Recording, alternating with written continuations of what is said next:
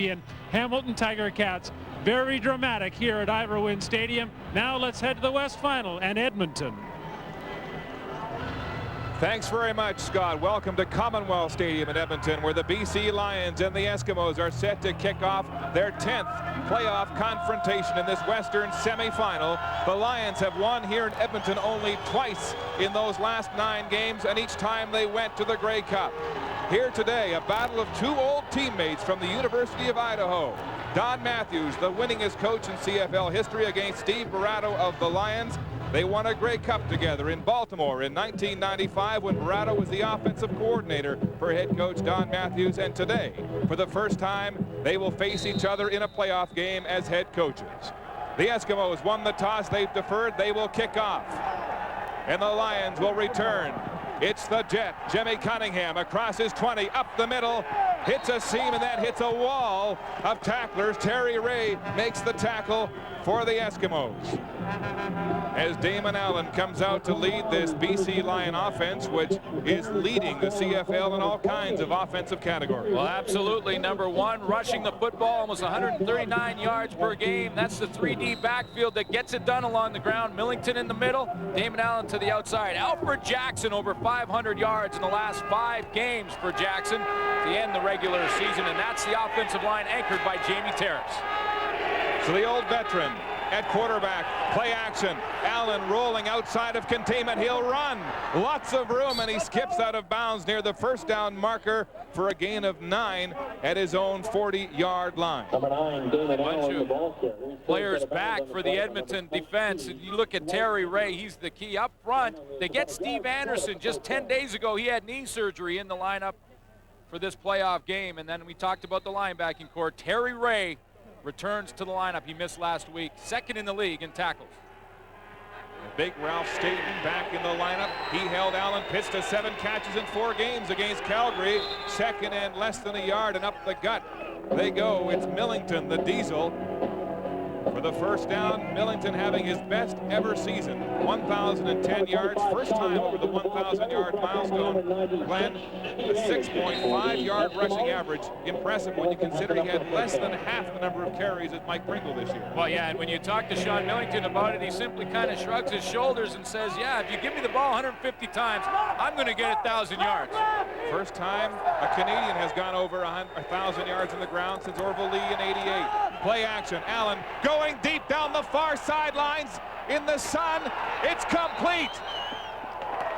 Graham has it for the Lions on a huge bomb. What a catch, and I love the call by Joe Paopao and Damon Allen to go deep this early in the football game, because it's trying to set the tempo and set the tone. And what he's saying is, we're going to send you right down the seam. We're going to throw it up, and we're just going to see if you're going to cover our guys deep. And it stretches out that defense early. A nice throw deep to Sean Graham in the seam. Fairly well covered down there by Shannon Garrett. And Graham comes up with a really nice catch to get the Lions some momentum early. 6-year veteran out of UBC with a 46-yard gain, the longest of the season for him. It's Drummond around the outside with a head of steam, and he hits a host of Eskimo tacklers, but not until he gets about 11 yards on the carry. And now the Lions are threatening inside the 15 to about the 10-yard line of Edmonton. You know that the Edmonton linebackers and Terry Ray, Mobley, and Grant Carter all week have been concerned about the interior running game from Millington and Robert Drummond. Well, Damon Allen comes out to start this game, airing it out with the deep ball just to say, hey, we can still throw the football. You bet. 1st and 10, just outside the Edmonton 10 for the Lions. Allen will stay on the ground. Drummond outside the tackle again, puts his shoulder down, and driven out of bounds by Terry Ray at about the 5-yard line. This 2-headed running back tandem of Drummond and Millington, the best in the CFL. Yeah, and then you can add a 3rd head in Damon Allen, because he can still get it done when he has to along the ground. He'll pick his times, but Drummond, although they're both big backs, likes to take it outside, and Millington would rather take it inside into the middle, and that's why they complement each other so well. Drummond and Millington combining for more than 1,800 yards on the ground this year. The best running output from the backfield of any team in the CFL. key play early for the defense for Edmonton right here. Play action, shovel pass. It's complete to Millington. He puts his head down, touchdown. BC Lions on their opening drive of this semifinal. Mentioned the importance of the play. Yes, it's early, but that big bomb by Damon Allen gives the Lions so much momentum. Drummond ends up catching. Drummond, yes. That's right, on that shovel pass, and he had to make a nice catch to do it. He comes underneath the play, but he has to stop his momentum and come back, and on this field, that's not easy. So far, the footing has not been an issue. But the Lions, by scoring, keep that momentum they gained from the Sean Graham catch. So Robert Drummond with his 12th touchdown of the season, and the Lions light it up on their first drive of this game. Bassaglia, the point after attempt is good. And early, it's 7-0. The BC Lions dictating the terms on offense to start this Western semifinal as Allen works the play action to perfection.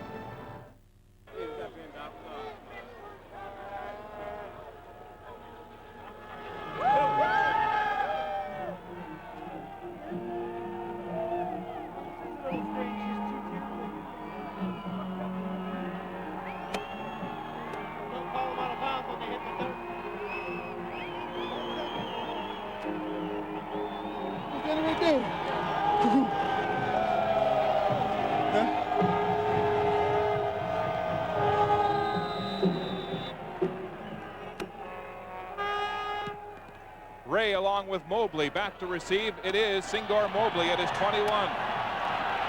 Trying to get outside, he does. Breaks one tackle, still on his feet, comes back up the middle, and finally driven down across the 35 to about the 37-yard line. Let's go to the sidelines, and here's Steve.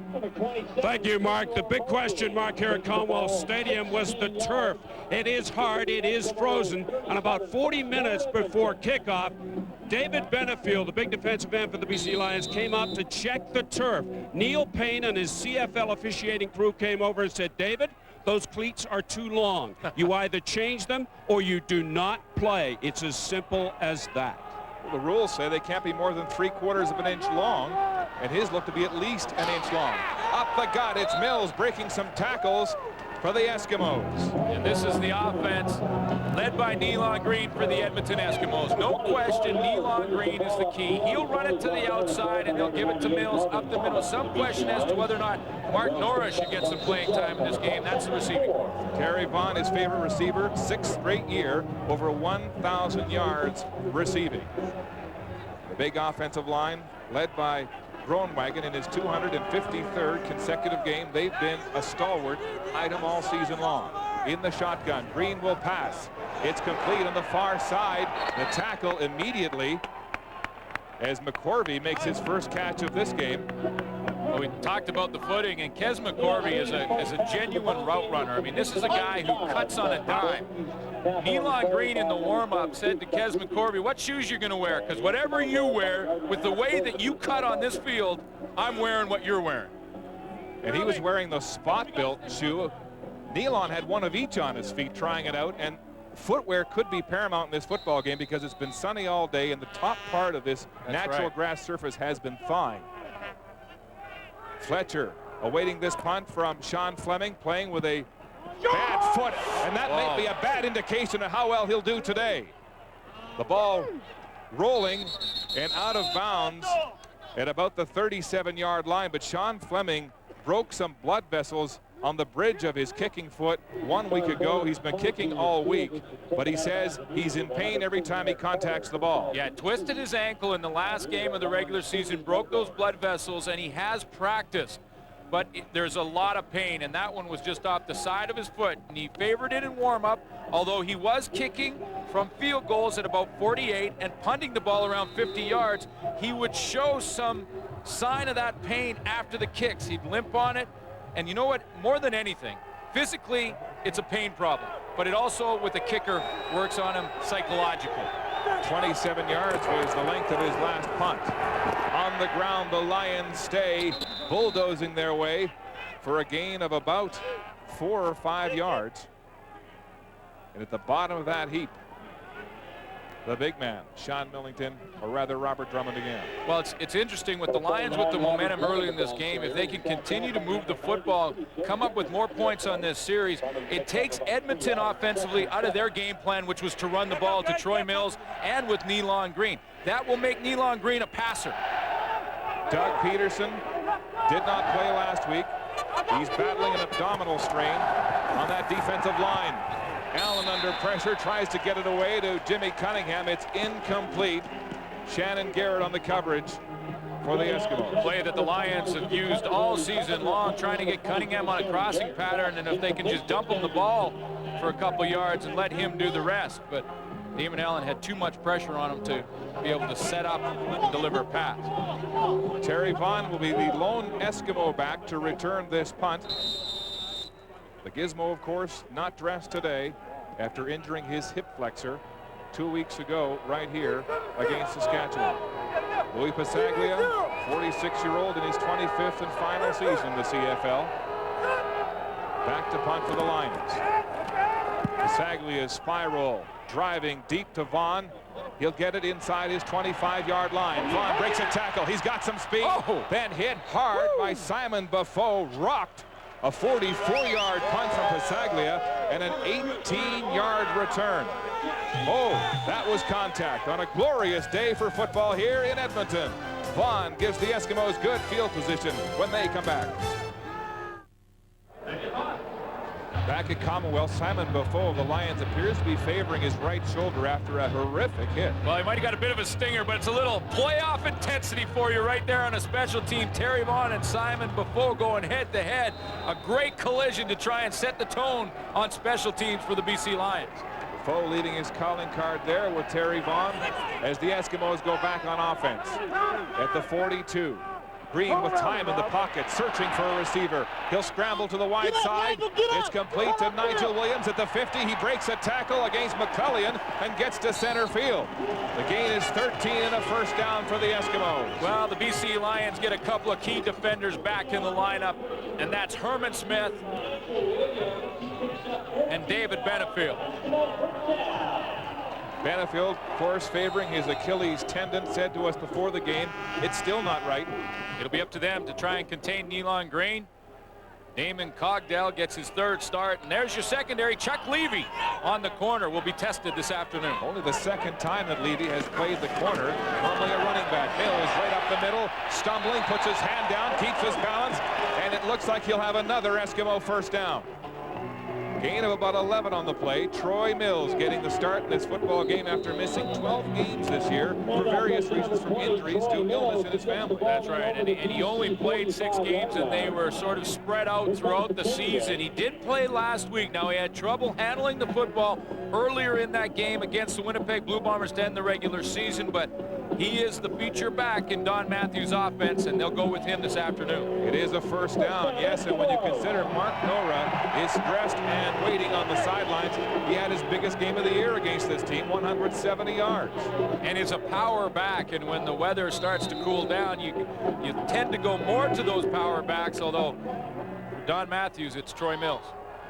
Mills with a bit of the turf in his face mask after being face planted on that 11-yard carry. First down, Edmonton. Inside the BC 45. Green in the shotgun. Time steps up down the middle. It's complete to Kes McCorvey. Another first down still going. And McCorvey forced out of bounds at the 19 of the Lions. That's exactly where the passing game from Nealon Green comes in. A pretty nice throw because he had isolated Damon Cogdell, the middle linebacker, in his zone defense. Cogdell was the guy that was going to drop underneath Kes McCorvey. Nealon Green showed some patience, although he took the hit. You see Cogdell, number 12, he's up and out of position, and McCorvey gets in behind him. Gets a little bit of a block from Nigel Williams down the field. Cogdell in only his 3rd CFL game. He's the 5th middle linebacker the Lions have experimented with this season on defense. And it looks like Central McClellan is down. He took a big hit from Nigel Williams. Helped spring McCorvey on that last play. Well, that was right. That was the extra yardage from Kes McCorvey. Nigel Williams came back and put the block on Central McClellan. Now, if McClellan goes out here, the man waiting in the wings is Kelly Snell. out of Ferris State. He's never played in a CFL game before. Here's how the injury occurred. You see McCorvey up at the top. There's 34 at the top right of your screen. And look at the comeback hit from Nigel Williams. Central McClellan did not see that train coming. And down he goes. So Nigel Williams with a big catch and a huge block on offense for the Eskimos. And they keep moving. Snell is in the game. He has to come up for at least 3 plays. 18 for BC. Snell in his first CFL game. Handoff. Mills hits a wall and is shoestring by Benefield for little or no gain. Really surprised, Mark, that Nealon Green didn't go right after the changes in the secondary. There's Kelly Snell. He's a newcomer. Now, what they have had to do is make 2 changes. They put the newcomer on the corner in Snell, and then they have to move Chuck Levy into the halfback position to the wide side of the field. With 2 changes and 2 very young defensive backs in there, surprised that Nealon Green's not trying to go after it. 2nd and 10. Green in the shotgun. Lots of time. He'll throw. It's complete to Williams, but he's tackled shy of the first down. It's Crum making contact for the Lions. Well, when you got some changes in the secondary, you look for some leadership, and Mike Crum, throughout the last 3-4 weeks of the regular season, has really stepped it up in that position. He comes from a long way to make a key tackle to hold the Edmonton Eskimos to a field goal attempt, because you look across the board in that secondary, there were some problems. Gain of 5. It'll be 3rd and 5 in a field goal situation for Sean Fleming as he spots the ball at about the 21. A chip shot for him, but again, he is kicking with an injured right foot. He had problems with a 27-yard punt in his first punt of the game. Let's see how he does here. Crowley to tee it up. It's down, kicked, and good. And so Fleming with lots of leg and a 21-yard field goal for the Eskimos as they hit the scoreboard for the first time here in the opening quarter. The Lions, though, with the lead 7-3 as the foot holds up for the veteran. Lions head coach Steve Barato on the bench. He signed a 2-year contract extension this week, and he has really been in the right place at the right time. Back in August, he came to this team as a consultant, moved to an offensive coach, then head coach in the space of 1 month. Here he was before the game with his quarterback, Damon Allen, worried about the sun and the angles. Here's Allen with the sun at his back. It's complete to Don Blair. He'll have a first down. But Damon Allen was saying before this game that Barato has mellowed as a head coach, and that style really suits him. Well, when he, in 1984, took the head coaching job in Calgary, he had a completely different temperament about him. He'd walk up and down the sideline and get pretty excited when mistakes happened on the field. It's no longer the way he approaches the game. 5 years away from the game, he's settled down a little bit, he's more relaxed, and Damon Allen loves his temperament at this point. First down, Lions at their own 50. Allen up under his center. He'll hand off. It's the Diesel. Millington putting his head down. And he gets up to center field for a gain of about 5 yards on the play. Terry Ray said yesterday, the linebacker for the Edmonton Eskimos, that it's very important in the first half of this game to send a message to Sean Millington. And the message is, you can't run over us here in the middle of this defense. And it was very important to him, and all this that they really talked about all week long. Him and Singor Mobley aren't real big linebackers. They need to set the tempo early. The gain is just under 6 yards. Allen will draw across the first down marker and inside the 50, and there's a late flag on the play.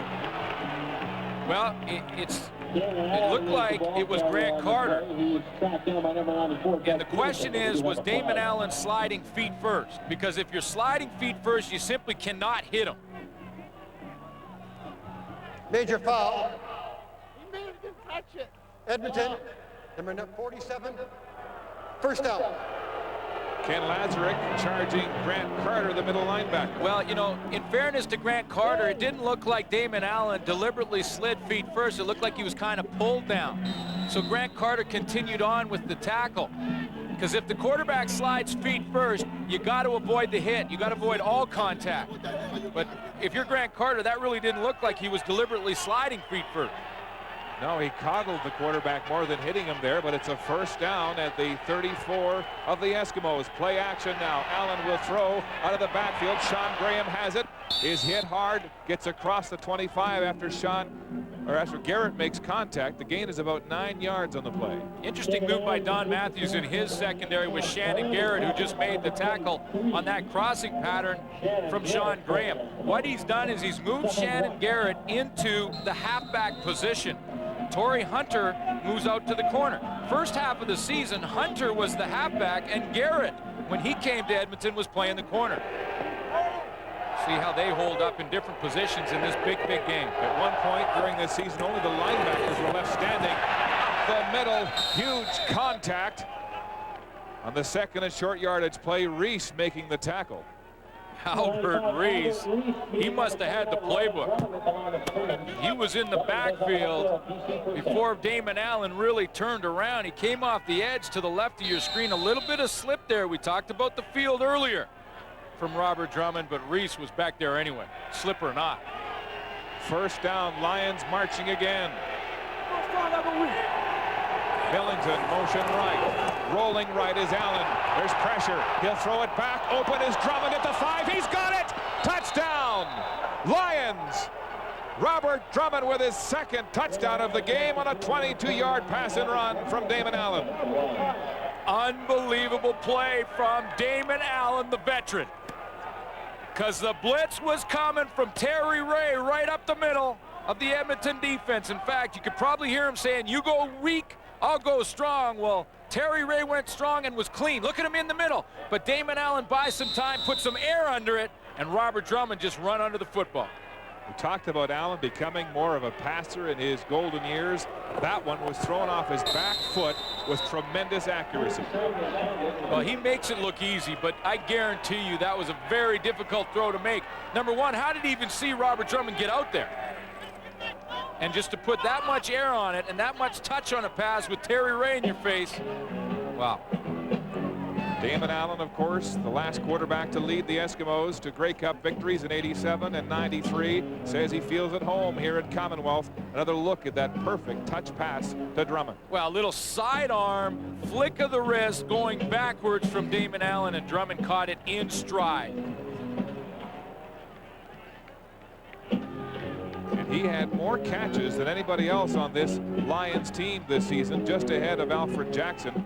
A threat out of the backfield as a receiver and on the ground. Robert Drummond with his second TD of the game.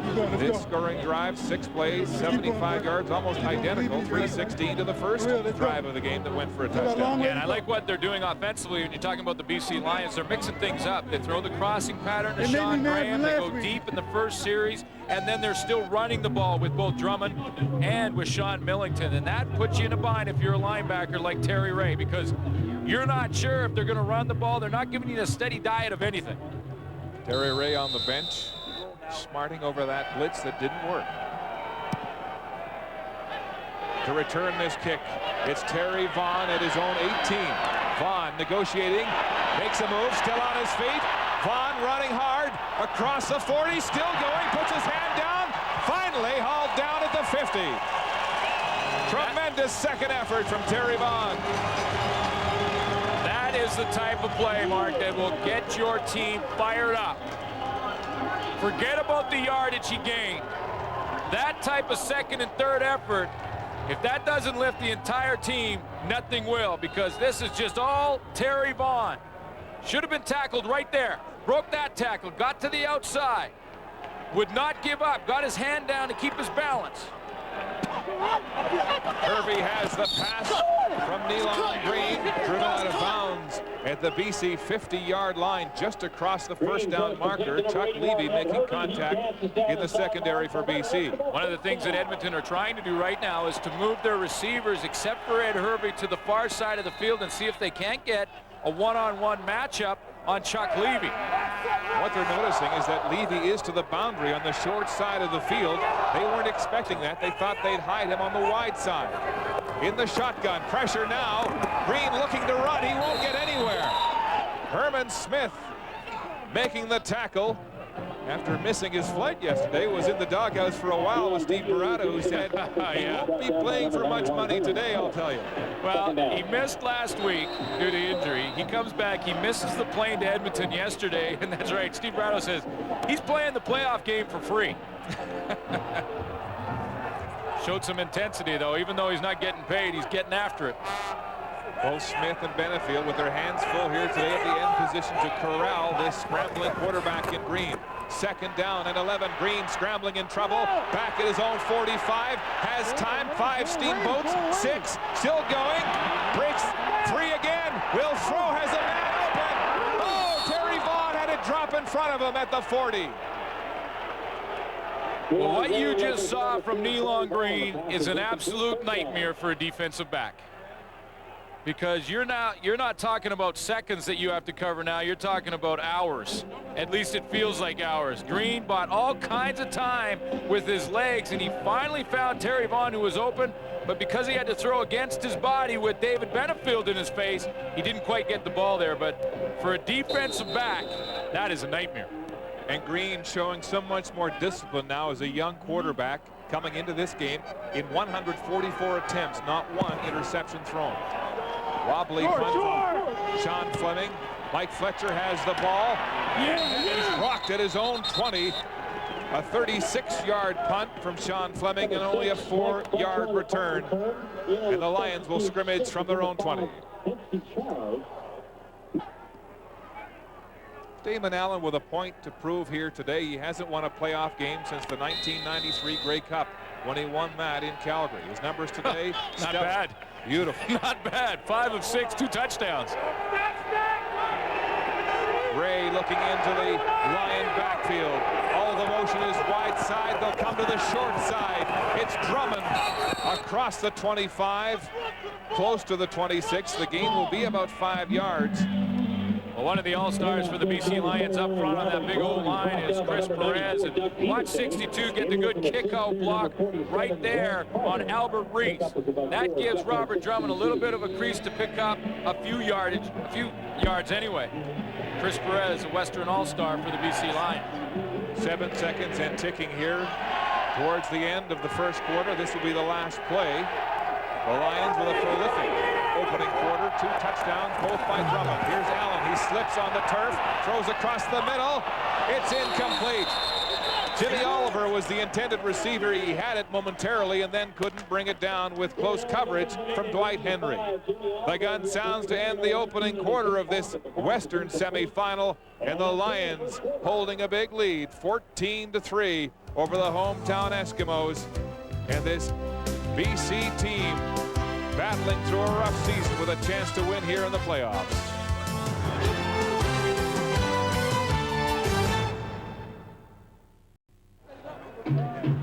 Back in Edmonton, and the Eskimos' prized receiver, Terry Vaughn, has just received some attention to his shoulder on the bench.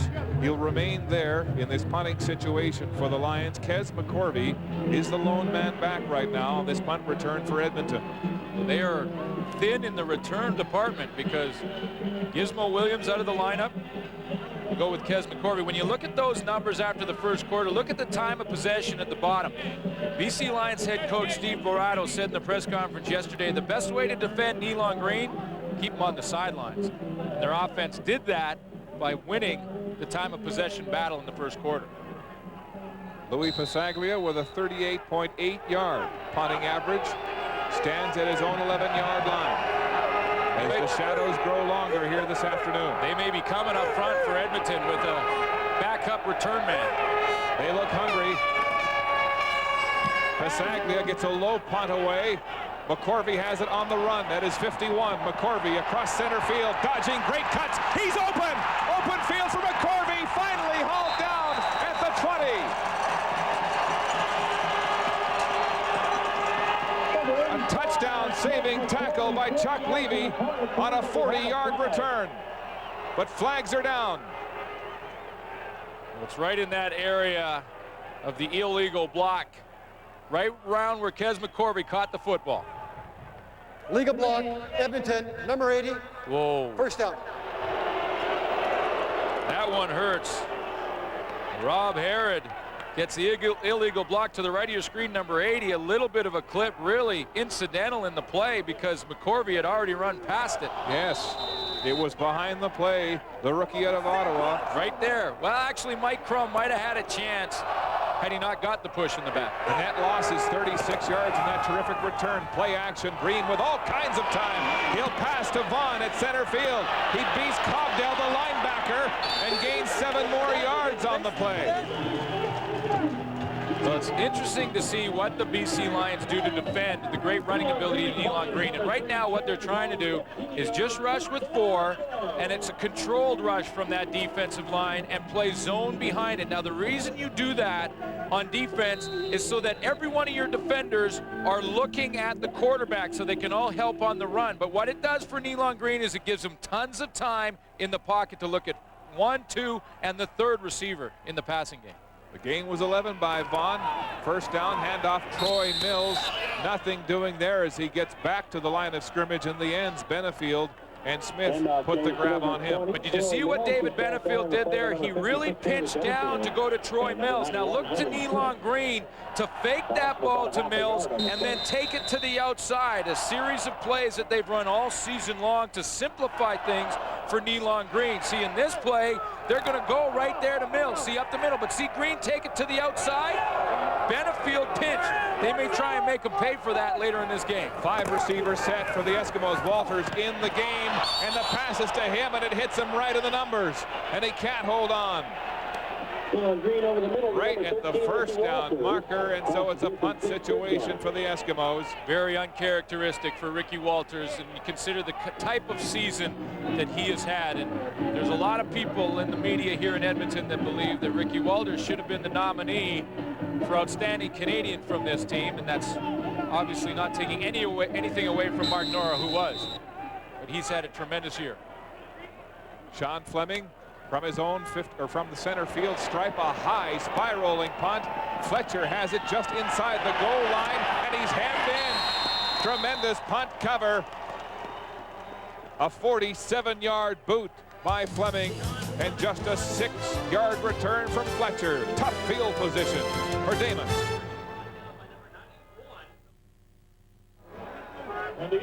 Mike Fletcher in his first playoff game making a rookie mistake on that punt return. You always wonder how the young guys are going to react. Look at him. He's about 4 or 5 inches in the end zone. Field position at this point in the game is way more important than that single point that Mike Fletcher did not give up.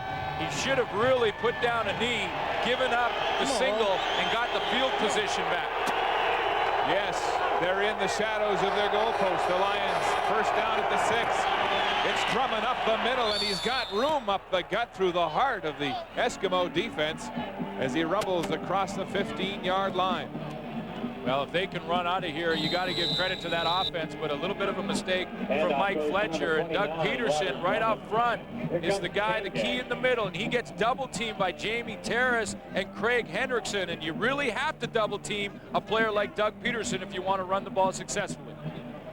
It is a first down on the ground for the Lions. Doug Peterson was telling me that the abdominal strain makes it awfully hard for him to combat linemen up high. He has to stay low. And what's amazing about Doug Peterson is that he can't take or doesn't want to take painkillers for this game. He's playing at about 85%. The pain is unbelievable, and he doesn't want to take painkillers.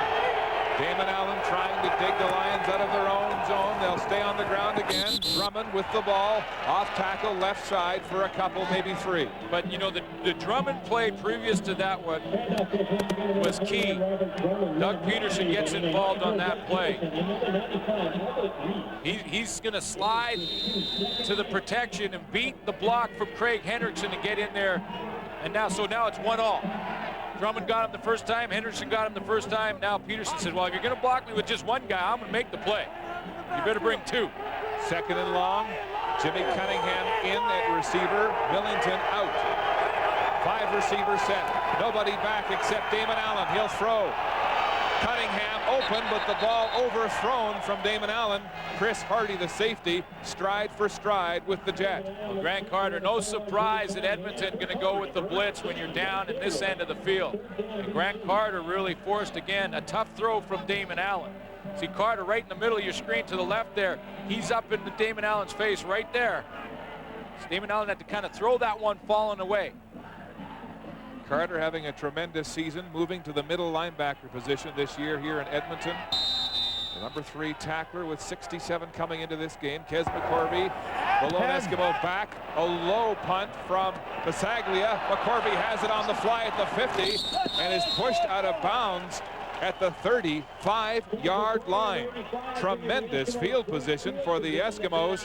A 32-yard punt and a 16-yard return by McCorvey in the sunshine here in Edmonton.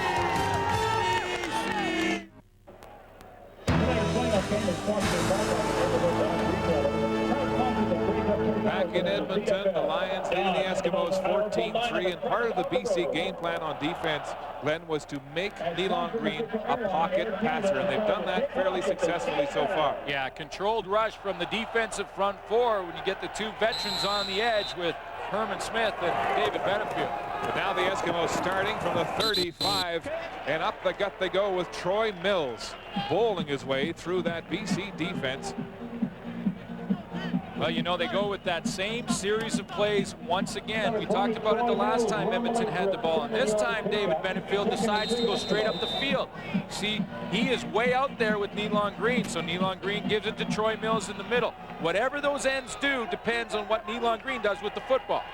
Gain is 7, 2nd and 3 Eskimos. As Green uses that play action.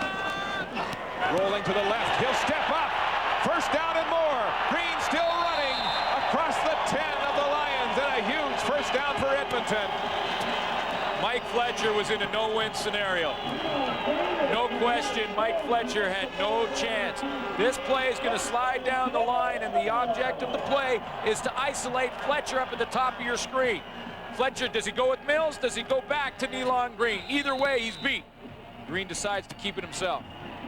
It's exactly what Steve Barato feared the most. Nealon Green breaking containment, a 19-yard gain. 1st and goal, Edmonton. Green in the shotgun. He'll throw for the end zone, into the corner. It's incomplete. Intended for Nigel Williams. Eric Carter, close coverage on the play. Little bit of pushing and shoving going on. Eric Carter was kind of leaning into Nigel Williams as he ran that go pattern, that seam. He won't catch none. Carter just kind of leaned on him and as he went up for that pass, and I think it's a good no call by the official because you're going to allow a little hand fighting in a playoff game. The Lion DBs expecting to rough it up with the Eskimo receivers here this afternoon. 2nd and goal. Snell is in the game on the corner. At the 8, Green with time again. He'll throw to the goal line. Touchdown. Nigel Williams has it for the Eskimos. Complete confusion in the secondary of the BC Lions, and they're talking about it right now.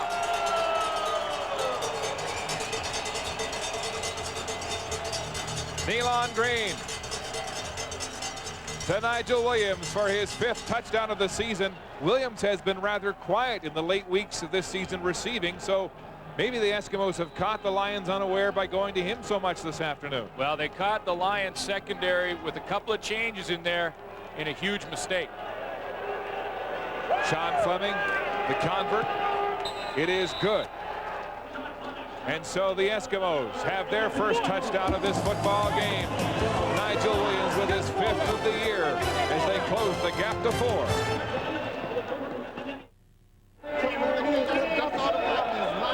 Look at the animated discussion on the BC Lions bench. The secondary, Bo Lewis, there's Ken Haley, one of the coaches, Central McClellan. They were in total disarray trying to cover that touchdown play to Nigel Williams. The secondary could be in trouble, and Snell has to play much more this afternoon. Well, Bo Lewis is probably one of the most experienced inside defenders in that secondary with 3 years experience. That's not a whole lot. Fleming's kickoff to the Jet. Cunningham at his own 10-yard line, quickly across the 25, outside into daylight, then hauled down as he crosses The 30 by Hensey Charles, the first man to make contact on special teams.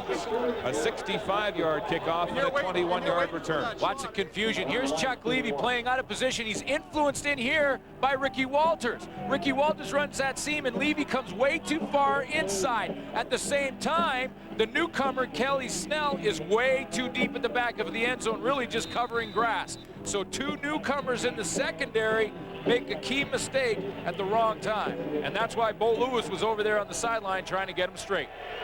Snell is the 6th cornerback they've used on defense opposite to Eric Carter this year.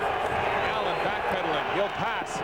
It's complete. Jimmy Oliver has it. He's clotheslined out of bounds shy of the 40-yard line, and on the BC bench they're still going over the chalkboard. Well, it's a difficult situation when you consider that coming into the game, Chuck Levy was supposed to play corner, and you don't have to do a lot of thinking when you're a corner. You have to be a great athlete, but you don't have to use your head quite as much because you're out there on the island. The inside defenders have to do a lot more thinking. Now when you move Chuck Levy inside, hasn't taken a rep at halfback, it confuses him.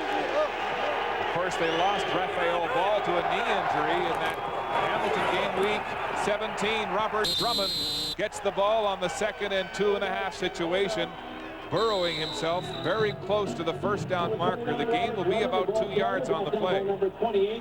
And now Terry Ray is starting to get involved, and he's starting to settle into what the offense is trying to do for the BC Lions, and he meets Robert Drummond right in the hole. Want to go back to that Mike Fletcher punt return when he didn't give up the single. He doesn't give up the single there, and the Edmonton Eskimos end up with a major. Yes, they opened that drive on the 35-yard line. Because of the field position difference. Exactly. So a costly error. The single turns into a touchdown. And it's 14-10 BC here, midway through the 2nd quarter of this Western semifinal. First down. Damon Allen and the Lions just across their own 41-yard line. Allen. Play action, good fake, rolling to the left. He can't find a receiver, breaks a tackle doing a spinorama, and goes down with a gain of about 7 yards. Well, that should have been a lot more for Damon Allen, except for the speed of Terry Ray. Terry Ray recovered and made up for Albert Reese's mistake. See, there's the play action fake. Now the end, Albert Reese is way inside. He got caught, but Terry Ray's speed made up for his teammate's mistake, and he limits the gain. That should have been a much bigger gain from Damon Allen. His patented naked bootleg. The gain is 7. Terry Ray, the leading tackler on this Eskimo defense, back from injury for this game. Back to pass. Out of the backfield to Robert Drummond. He's got it. It's across center field and tiptoes past Grant Carter out of bounds. Another first down for the BC Lions. Robert Drummond has made 2 big catches in this football game. One on a shovel pass, and that one right there, that is not an easy catch. You're going back against your body and have to go down to the shoestrings to pick it off the turf. I mean, not huge plays, but big catches. That's a huge first down for the Lions. Into this game with 66 catches to lead all receivers on this BC offense. Drummond today, look at the balance. 38 through the air, 42 on the ground. Shotgun, they fake the shovel. It's the reverse. Jimmy Oliver has it for the Lions. He's got a hole and more. Oliver outside and driven out of bounds just shy of the 30 by Chris Hardy as the Lions go to some trick plays. Well, they've run the shovel play, and they've had success with it. In fact, Drummond had the touchdown. Now, Drummond this time goes here, and Oliver will come all the way back around. The key block is right on this man, Albert Reese, on the backside of the play. Here comes Oliver on the reverse. Now, look at that block right at the point of attack. Albert Reese is held up, and he can't get off it in time to get to Oliver. Jimmy Oliver with 4.15 40 speed out of the Dallas Cowboys camp. Up the middle, it's the Diesel, Sean Millington, putting his head down and running right through the Eskimo defense to about the 10-yard line. Wow, 19-yard run. First of all, give credit to the big boys up front because he's not touched till he gets into the secondary. Good down block by Craig Hendrickson and again by Chris Perez on Grant Carter. That opens the hole for Millington, and then watch the hit in the open field. Well, you don't want to beat Dwight Henry. Get out of the way of that truck. Millington smiling with his first 1,000-yard season as a ball carrier. And he says he'd have more if they'd give him more opportunity in years gone by. At the 10-yard line, the Lions. The handoff, Millington again to the right side. This time it's heavy going as Ray makes the contact and forces the Diesel out of bounds for a short gain, maybe 2 on the play. Yeah, and Grant Carter also sacrificed his body to help to make that play. Like at 47 on the left of your screen, he's going to get pancaked here, but he does enough and holds his own enough to string the play out long enough for Terry Ray to help him out. Sometimes you got to take a bullet for the team. Put the line up. Second and about 8 yards. It looks as though the Lions can get a first down without getting across the goal line. It's very close. 5 receiver set for BC. Millington stays to block into the end zone for Jackson. It's incomplete. Tried to throw behind. Ralph Staten with tremendous coverage. A big NFL-type defensive back. Well, what they tried to do is use a little motion to get the one-on-one with Alfred Jackson on Ralph Staten, and they tried to throw behind where Damon Allen throws it to the back hip of Alfred Jackson, but Ralph Staten said, not on my shift, and knocks it down. 4 games this year against Calgary. Staten held Alan Pitts to 7 catches. He has a way of neutralizing big receivers, and so far in this game, AJ has been silenced. Well, he's physical. Ralph Staten is a physical player. He's going to make you earn it. They don't have enough guys on the field goal team, and Louis Passaga is going to have to take a timeout. Looked like Drummond was late coming back on the field. Well, the way he was adjusting his helmet as he came on, he may have had an equipment problem, and I'm just speculating, but he's on that field goal team and ran back on the field late. Rather than take the loss and the delay of game, although Louis is still well within his range, even if they do, they take the timeout. Yes, the ball will be spotted at the 16-yard line. Nussmeier to hold for Pasaglia. But you certainly don't want to try a field goal with a man short. That's how you get one blocked. Look at that percentage. Nearly perfect. Pasaglia's field goal is good. And so the Lions open a converted touchdown lead over Edmonton.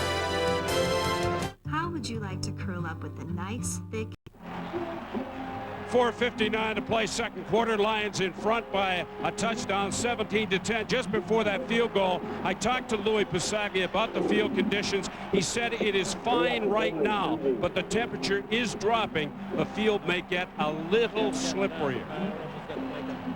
Yes, as the shadows grow longer, the sun going down. You can see it now. The field is almost completely in shadow here at Commonwealth. And that could be a problem if it starts to ice up. Here's the confidence that Don Matthews, you take a look at the frozen field, and that's over there in the shade. It did warm up in the sun, but confidence in his special teams from Don Matthews. Rather than take the ball on the 35 after the field goal, he's going to receive the kickoff. Brett Anderson's kick coming down to Singor Mobley at his own 30. Runs right into a half dozen Lions and crashes down at about his own 35-yard line.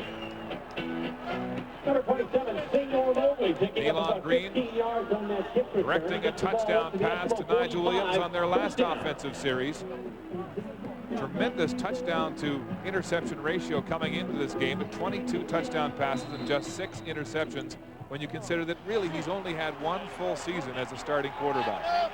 Here in his second year at the helm in Edmonton. Shotgun formation, pitch pass, Hervey's got it, and a first down as he's knocked out of bounds at about the 52-yard line. When you look at the pass distribution for Elon Green in this offense throughout the regular season, over 50% of the passes during the regular season went to the inside receivers, Terry Vaughn, Kes McCorvey, and Ricky Walters. Today, he's going outside to Ed Hervey and to Nigel Williams, Nigel Williams. Now, the reason for that, rookies on the corner for the BC Lions. And Snell was late getting on the field on defense at the corner. Play action now. Here's Green, flushed by Cantor. He'll roll right, directing his receivers. He's going to run, but he doesn't get far as Thomas puts the meat hooks into the quarterback. That's pretty good speed from Marvin Thomas. Although, when you go out to the outside like that, I know Nealon Green was looking down the field for a receiver, so he really didn't put it in full gear. He's going to come this way, and when he does, he starts to look down the field and doesn't really run full speed. But Marvin Thomas, from behind, gets a good pursuit angle and runs him down to limit the gain. The gain is 6 for Green, 2nd and 4. Marvin Thomas is 265. That's not easy to move around. He can rumble. Green in the shotgun. Pressure. He eludes the rush, gets it away, but it's incomplete, almost throwing it to the turf in safety. Noah Cantor twisting and turning with the scrambling quarterback. He threw it away, Mark, because he was going to lose about 15 yards had he been sacked way back there. Noah Cantor gets the pressure immediately up the middle, and you see Green turning to his offensive line and saying, guys, we need a little better job than that. Cantor gets the free run at Green. He does elude that, but look how deep he is. Herman Smith's tracking him down. He loses 15 yards if he doesn't get rid of that football. Yes, Cantor evading Leo Groenweg in the center for that pressure. Fleming's punt, high and deep. Fletcher backs into his end zone. The ball finally rolls there, and this time he'll concede a single, but there are flags on the play. It looks like the Eskimos will be guilty of no yards. And if they are, they don't give up the point. But see, you see Mike Fletcher was told on the sideline, field position is so much more important than the single point in this at this juncture of the football game. He made the mistake once, turned into an Edmonton touchdown. 47-yard punt from Sean Fleming. But he had to be patient on that football, didn't he? Because it didn't look like it was going to get across the goal line. He backed in there and was waiting for the ball. Well, the thing is, if he picks it up and then runs back into the end zone, it's a safety. And you give up 2 points and the football. As you look at a little of the fun in the playoffs away from the ball. Yes, A.J. Gass and Kelly Snell locking horns. No yards. Edmonton, number 47, declined. 1 point. Because they get the extra field position, the Lions will decline and get it on the 35. Again, the single not a big deal at this juncture of the football game. Field position definitely is. So Grant Carter will rally his defense as the Lions begin this series on the 35-yard line. The Eskimos haven't had much pressure on Damon Allen, and in 3 previous games have only 3 sacks to show for it. Allen up behind his center, Jamie Terrace. Quick drop, he'll throw the hitch pass. Oliver, good block from A.J. And Oliver is tackled after a 5-yard gain. Yeah, sometimes you don't have to have the devastating hit. A.J. just got a little push on Torrey Hunter, and it's all he needed. So Jackson not catching any passes, but helping out with blocks. A big one here to Spring Oliver for a 5-yard gain. Welcome back to Commonwealth Stadium in Edmonton. Mark Lee, Glenn Suter, and Steve Armitage on a glorious afternoon here in Edmonton for playoff football. And a good one it is. BC leading Edmonton 17-11. It really did warm up for game day. And it was amazing because all week long the Edmonton Eskimos were practicing in -20 and blizzards. Yes, Mother Nature has cooperated. Is this game being played at right about the 0 mark? 2nd down and 5. Pass is complete to Don Blair. He shakes and bakes. Gets himself 5 or 6 more and another 1st down. Gain of 17 for Don Blair, who earlier this year was outspoken as this Lions team threatened to fall apart from finger pointing. Well, early in the year, Don Blair was struggling as well. In his first 9 games, the first 9 that he played, he had less than 300 yards receiving. And then in the last 6 games, after Steve Barato took over, he had over 300 yards, almost 350 receiving. Really has come on under Steve Barato. Yes, Steve Barato telling us he had 3 separate private chats with Don Blair, and now he's onside. Here's Drummond with the handoff. Moving quickly, Terry Ray makes the stop just shy, it looks like, very close to the 1st down marker. Watch the big boys up front. These big guys up front for the Lions right now are starting to control the line of scrimmage. Jamie Terrace and Chris Perez come around. There's Terrace 60 and Perez 62. They're leading it up, and they get Grant Carter and Terry Ray on roller skates a little bit. fair to say, though, that Steve Barrato really brought a sense of calm to this football club when he took over in late August. Completely different than Greg Mons, no question about that. 2nd and 1, Lions. Allen handing off, Drummond diving, very close. Yeah, I don't know. Depends on where the ref will put his foot down. Doug Peterson right in the middle of that one. Peterson paying the price physically there, putting his head in harm's way. They had a long, well, almost 2 yards. They're going to measure it because it's that close. Robert Drummond will get the forward progress.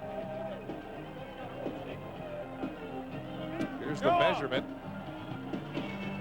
Oh, they'll be shy by about half the length of the football. Now, you know, normally that's a given that you're going to go ahead and gamble, and I know that that's what Steve Barrato will likely do, but on a frozen turf at Commonwealth, the gamble becomes that much more of a gamble. It takes one slip in the backfield, one slip from Damon Allen, he goes down, and it's a huge turnaround for the Edmonton Eskimos to go into the half. They get the football a chance for some points. So this gamble becomes that much more unnerving, I guess you could say, for Steve Barrato. He's over there on the sideline going, anything can happen on a frozen field. A magnified 3rd down gamble, 6 inches to go. Allen barking the signals. He'll sneak and up underneath his blockers and have the 1st down. Damon Allen keeps it An himself. entire offensive line moving like a wave. When you look at this offense for the BC Lions, number 1, passing the football in the regular season, 1st throwing the football. I mean, a lot of people think Montreal and Calgary lead those categories. It's not true. It's a BC Lion offense, and they've been playing their best football down the stretch. Leading in most yards rushing, most yards passing. It is a 1st down at the 41. Allen, play action, back to pass, pressure, steps up in the pocket, fakes, he'll run. Allen weaving, tackled by Grant Carter, just short of the 3rd down marker at the 30. The gain is about 9 as the Cat, the veteran, Damon Allen, shows how it's done. Well, I love the poise from Damon Allen. He's going to look, but look at the way that the defenders for the Edmonton Eskimos are up on the line. They're only like 5 yards off the line and then controlling those receivers downfield. But the poise of Damon Allen doesn't really have an open receiver anywhere, but doesn't panic. Hangs onto the football and pick up what you can, and it turned out to be a pretty good game. The Lions dominating the ground game as another measurement is taken, and they'll be just less than a yard short of the 1st down. You see how those Edmonton defenders are now starting to challenge the receivers, but look at the poise of Allen, just out in the open field, doesn't have to force a throw down the field. You talk about Nealon Green not throwing many interceptions. Well, Allen's in that same category, just 11 on the season for him. Protects the football. So it's 2nd down and less than a yard as Allen marches up under his center. Lions stacking the box. There's a fumble. Ball's on the field.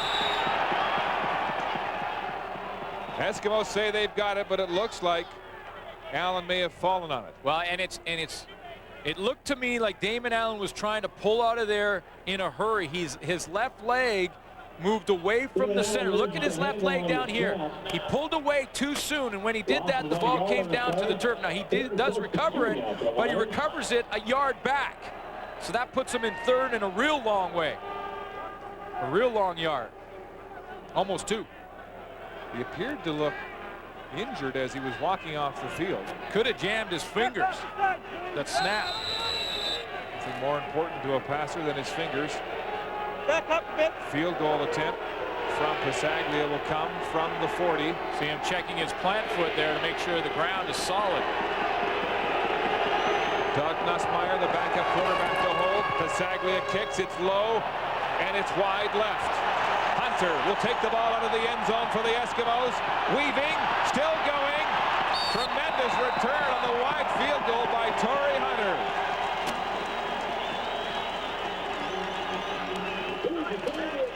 The exchange from center between Jamie Terrace and Damon Allen turns into no points on a good drive for the BC Lions. This is a moral victory for the Edmonton Eskimos. The Lions had started to control the line of scrimmage, started to move that football. A bobbled snap at center. Torrey Hunter brings out the missed field goal. No points for the Lions on the drive. Yes, what looked like a sure scoring drive bungled. Let's go down to Steve. Thank you, Mark. Coming up at halftime, we'll be talking to the head coach of the Calgary Stampeders. They'll be hosting the Western Final, Wally Buono. And, of course, Glenn will have the highlights. Here's Green with time. Outside, Williams goes up for it and comes down inbounds. It's a catch and a first down for Edmonton. A 15-yard game. 40 seconds left on the clock. Nealon Green going back to that same play where he fakes it or gives it to Troy Mills in the middle, gets to the outside, and then has the option to run or pass. All season long, it's been the same set. 40 seconds to go. Eskimos trying to get close enough for at least a field goal. Green with time, but he's using up the clock, looking for a receiver. Can't make up his mind. He'll run and go out of bounds for a very short game. But that ate up 9 seconds on the clock for a 2-yard gain. It's the only set that they show and the only series of plays that they've shown in this game. And watch how they do it. I'll show it to you one more time. This time it's going to isolate Herman Smith. There's the outside. See Herman Smith get caught right in the top of your screen there. He can't get to the outside. And all the time that Nealon Green has after the play action to Troy Mills. And once again, they're in the same set. There's Mills right beside him in the exact same set. 2nd and 8. 31 seconds to play in the first half. Flags are down. Green passing complete to Terry Vaughn, but the play is blown down. You know what happened, Mark, is what Troy Mills wanted to do was cut in front, in between the center, snapping the ball to Nealon Green, but because he did that, it delayed the snap. See, watch the play. It's designed for Troy Mills to come in front of the center right here, in front of Nealon. Whoops. I'll fix my pen there. Right in front of the center. That delayed the snap from Leo Groenwagen, and that got everybody offside, it looks like.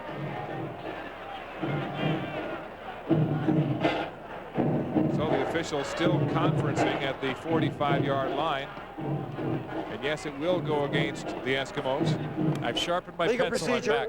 Edmonton, number 62. Second down, repeat it. Please reset the clock to 31 seconds. 31 seconds, please. So Bruce Beaton called for illegal procedure on the Eskimo offensive line. They'll put 1 second back on the clock to 31. Now the Lions secondary in this situation want to give more room than normal, but not too much, because that's enough time to get into field goal range. 2nd and 13, the situation. Tough 2nd and long for the young quarterback. Green will throw. It's tipped and nearly intercepted. Carl Kidd diving for it, but the ball hit the ground before he could catch it. David Benefield has to be careful. He got back there on Nealon Green, and he's very lucky that he didn't get a penalty for unnecessary roughness. Threw Nealon Green down to the ground. I'm not sure he didn't have his hand around his neck. Watch 56 come up high. Get your hands and your arms up high on a quarterback, and they have been calling that during the year, and then he throws him to the ground after the fact. David Benefield might have got away with one right there. Benefield coming into this game after missing last week with an Achilles tendon injury. Looking sharp here in the first half, putting pressure on Green and keeping him contained for the most part. 26 seconds to go until halftime. Fleming standing at his own 30. Gets a high spiraling beauty. Mike Fletcher at his own 26. Flags are down though. Fletcher tries to get out of bounds. He won't, as he's wrestled by Grant Carter at the 30. Well, I was going to say, depending on how far this return came back, Damon Allen would still have time for field goal range. Now, if this penalty is against the Lions, which it likely will be, pushes this return back. They're discussing it now. Then he'll just want to get out of the half with the lead, I'm sure. Like Fleming looking to see whether they want to re-punt that ball. Here's Ken Lasser. Too many players. BC, decline. First down. Because it's before the fact, too many players on the field. If the Edmonton Eskimos accept the penalty, they have to punt it again. And you never know in the special teams in Canadian football, you can break one at any time. So Don Matthews electing to go ahead, decline the penalty, thinking that Damon Allen will likely just try and end this half. Glenn Allen was favoring his left hand after that fumble on the last series. Remains in the game. See, they're just going to kneel down a couple of times and Get out of this half with the lead. It'll be second down, Lions, with a 17-11 lead here. 13 seconds until the half. 2 big touchdowns by Robert Drummond. And they'll run the clock out here on this play. The way this half has gone, I think the Edmonton Eskimos should be happy the fact that they're still in this football game. It could be worse for them right now. Damon Allen will take a knee. The gun will sound, and that's the opening half of this Western semifinal. The BC Lions leading the Edmonton Eskimos by a score of 17-11 with tremendous balance on offense. Nealon Green with 1 touchdown pass in that opening half to Nigel Williams, but he has been held in check in terms of his running game. Don Matthews heads to the sidelines to regroup. We'll join the BC Lions head coach, Steve Barato, on the sideline. Steve, your offense has been working like a charm, save for that last fumble. How did you see the first half? I was very pleased with the way we were able to run the football, and we got a couple of big plays throwing it. A couple 2-and-outs that I would not have had. And we made a mistake the first time they punted us deep. We were supposed to give up 1 and get the field position. The ball didn't come down near the goal line like he anticipated, so we went ahead and caught it instead of letting it go in the end zone and take the 1 point. That gave them a touchdown, and not very pleased with the way we're covering kicks. We need to make an improvement there. All right, Steve, good luck in the second half. Thank you. Steve Barato of the BC Lions, his team with a 6-point lead at the half, 17-11 over the Edmonton Eskimos here at Commonwealth.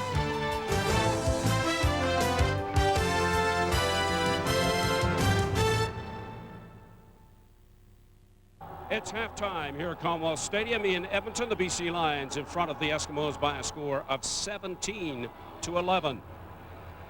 Joining me now, the head coach of the Calgary Stampeders, Wally Bono. Wally, before we talk about the half here, how about a quick thought on the Winnipeg Blue Bombers beating Hamilton? Well, again, it was a great game, and you know, for Dave Ritchie, I'm very happy. Obviously, for Ronnie, you're a little bit disappointed, but you got to give Winnipeg a lot of credit. To go into Ivor Wynne Stadium and win is a big feather in their hat. Wally, I know you're not surprised the fact that the BC Lions are leading the Eskimos at the half here. Well, no, like I say, BC's played very well. They've executed their offense very well, and you know, Damon Allen's used all his weapons. He's got a lot of weapons out there, both running and throwing, and they've been very effective. Are you surprised that Nealon Green hasn't been running the ball more for the Eskimos? Well, it looks like right now he wants to, you know, focus more on throwing the football, but you know, whether the coverage is taking that away from him, he doesn't appear to be as quick to take off as maybe he has against us. I think the BC Lions have done a pretty good job of forcing him into the pocket. Well, they've tried to keep people in front of him, and obviously that's had its effect. But I think right now, you know, they're lucky to be in the game. Right, you know, like I say, the game was pretty much one-sided, but you know, something like this can change around after halftime. Let's talk about the Western Final next week at McMahon Stadium. You dominated the BC Lions over the course of the regular season. Different story for the Eskimos. Do you have a preference? Well, obviously, I'm going to say we don't have a preference. I think as you see out here, they're both very good football teams that have a lot of weapons. You know, we've concentrated last week on just going back to training camp and trying to improve certain things. You know, obviously, to be the representative in the West, you got to be able to beat both teams. Our guys have a lot of confidence. They feel good about where they're at this year, and obviously, next Sunday is going to be a tremendous game. What about your physical and mental preparation for that Western Final this past week and the coming week? Well, this week was excellent. You know, we did practice 3 days, and you know, the weather was very inclement. We had some snow and some very cold weather, so it prepared us for that. Hopefully next week it won't be that bad, but if it is, then we'll get confidence from that. I think the big thing is the players feel good about themselves. They feel good about where we're at, you know, with our team, with the health of our team, and I think that plays a big part of it this time of year. City of Calgary is hosting the Grey Cup. Your fans would like to see the Stampeders in it. Is that extra pressure? Well, I don't think it's extra pressure. Everybody knows that. We've known that now for well over 2 years. When you look at the expectation, the club has pretty much fulfilled that. We wanted to be in the Western Final. We are. We're going to line up next Sunday and give it all we have. Wally, what do you do when you get back to Calgary and talk to this team in terms of who you're going to meet? Well, I think we have a veteran team, so hopefully my talking is going to be very limited.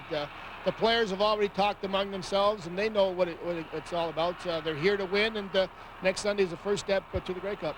Wally, thanks for doing this, and good luck next Sunday. Well, thank you. Wally Bono, the head coach of the Calgary Stampeders, who will host the Western Final. It will either be the BC Lions or the Edmonton Eskimos. The Lions leading at the half by a score of 17-11. Pro Tips with Chris Walby. Brought to you by Dodge.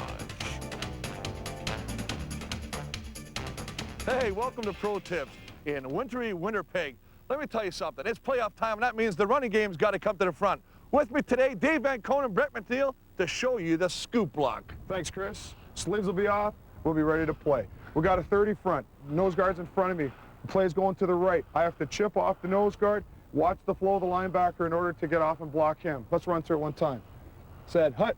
Now I have to pin this guy, watching the flow of him. If he comes slow, I can get on him. If he comes fast, I have to leave faster, pin him, let the play go on the outside. That's a scoop block. And I got to tell you what a great tip, and that's why the running game is always so successful in Winnipeg. See you next time. Pro Tips with Chris Walby. Brought to you by Dodge. Nice toque on the big man out in Hamilton today, where his team, the Bombers, prevailed in the semifinal. The footwear has been a huge story here in Edmonton with this frosty, frozen, natural grass field at Commonwealth Stadium, but neither team appears to have had trouble with footwear. And talk about passing, the league's all-time leading passer, Damon Allen, came out winging the football. Well, all week long, the Edmonton Eskimos were preparing to stop the inside running game from the BC Lions. And what does Damon Allen do to start this football game? He goes right up top with the deep ball on the play action to Drummond. This is the very first series of the first half. He goes down the field to Sean Graham, makes a big catch. That results in the Lions' first touchdown. And then later in that first quarter, again, it's Allen. Great poise in the pocket, throwing a nice touch pass to Robert Drummond for his second in the first half. But Nealon Green does respond. Yes, 9 of 13, Damon Allen, 2 touchdowns in that first half. But a miscue, not conceding the single, led to good field position and this touchdown for the Eskimos. Nealon Green taking advantage of confusion in the BC Lions secondary with Chuck Levy and Kelly Snell. So instead of giving up 1 point on what should have been a conceded punt, they give up 7. It's a closer football game than it should be. How about, though, the Eskimos not taking advantage of the problems, the confusion in the BC Lions secondary? Well, that's right. Due to injuries to Central McClellan, Chuck Levy's have to move into halfback with Snell in the corner. And I just talked to George Cortez, offensive coordinator for Calgary Stampeders. He said Nealon's going after that secondary in the second half. Well, Nealon Green had trouble finding his receivers in the first half. He's back after the half here in Edmonton, and we expect more from the young gun and the veteran here in the second half. Welcome back to Commonwealth Stadium in Edmonton. It's 17-11, the Lions leading the Eskimos. Let's go down to let's look at the field situation, though. We talked about it at halftime, Glenn, as we look at the stats. Yeah. Both teams have really not had much trouble negotiating the frozen turf. And here's what I like, too. Look at the balance right here.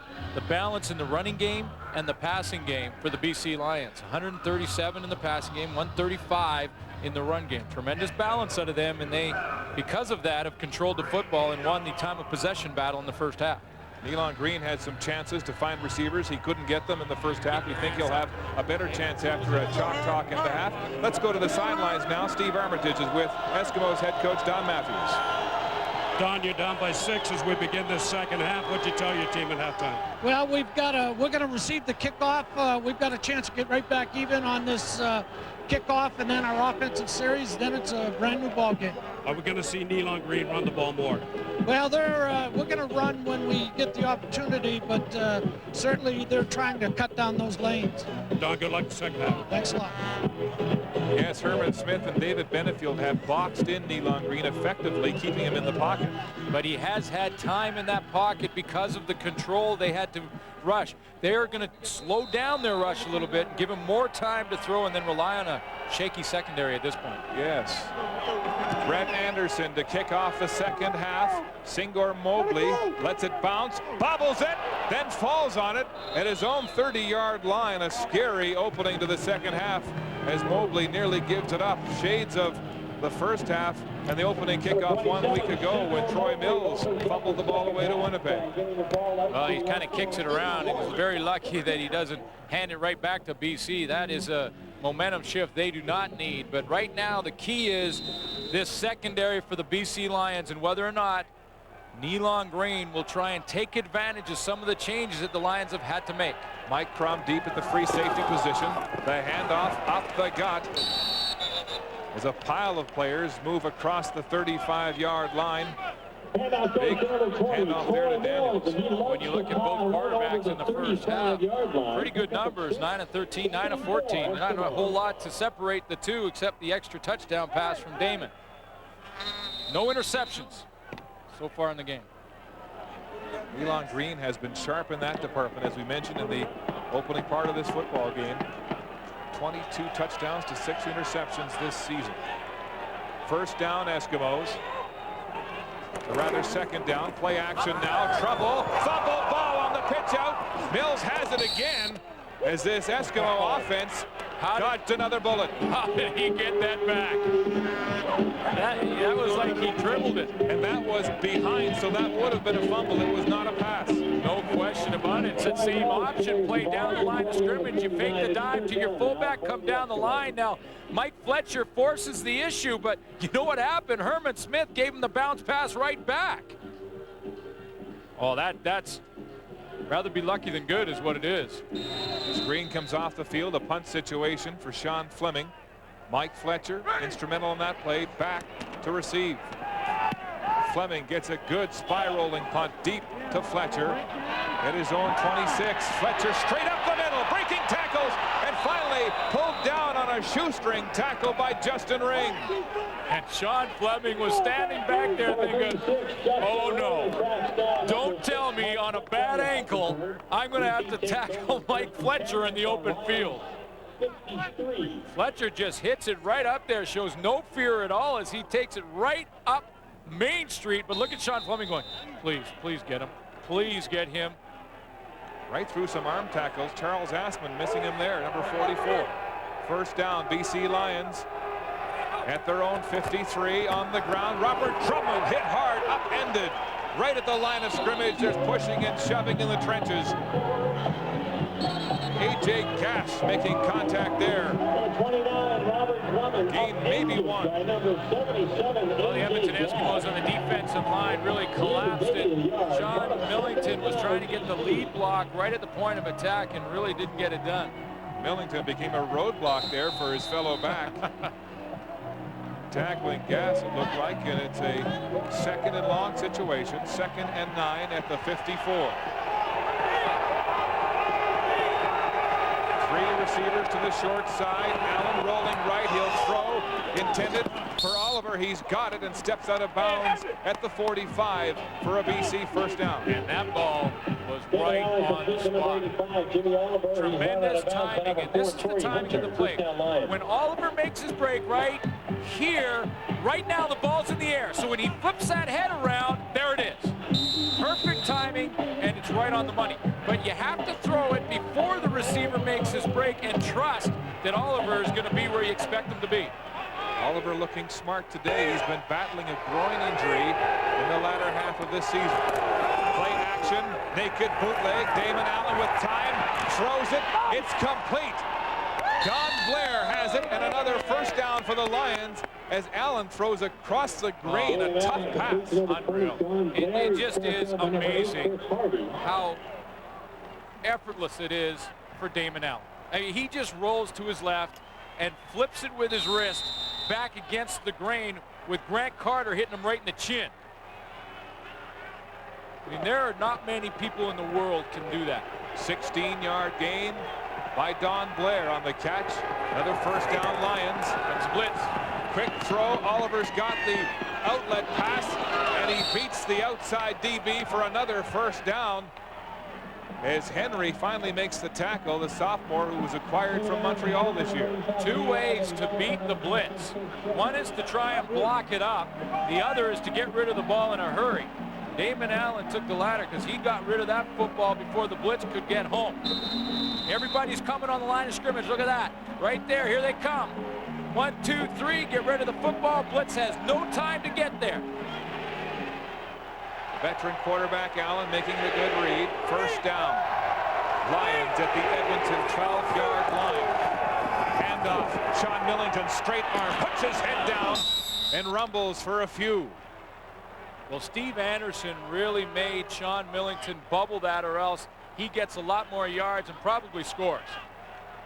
Steve Anderson, we mentioned, watch what he does right at the point of attack. He makes Sean Millington turn his shoulders to the field by pushing back his man. That limits the gain. If Millington gets those shoulders going downfield, he's awful tough to bring down. Anderson had knee surgery just 10 days ago.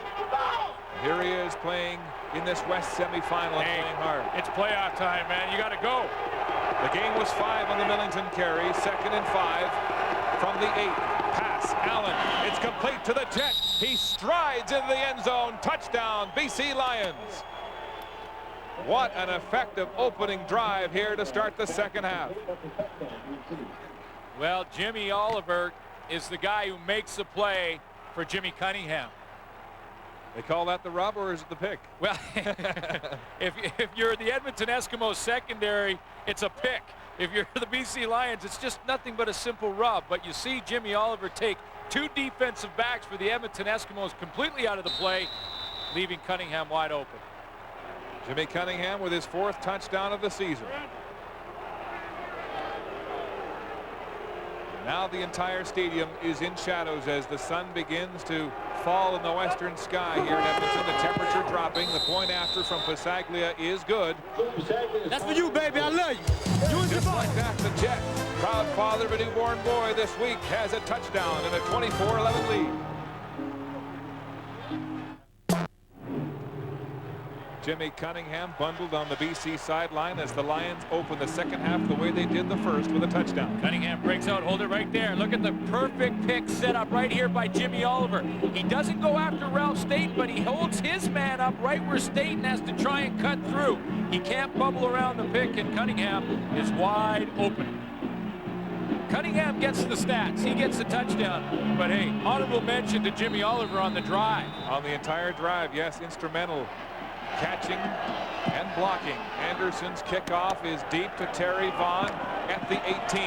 Vaughn, stutter step, breaks a tackle, some good blocks, gets outside, but can't evade the kicker, Anderson, who hauls him down from behind. A 57-yard kickoff, an 18-yard return as the Jet celebrates his 4th touchdown. Let's hope he went over to Jimmy Oliver and said, hey, thanks, because that was your drive, because Jimmy Oliver was a big part of it. Caught an out to keep the drive alive. Then Damon Allen went to Blair. There's Oliver keeping the drive going down the sideline.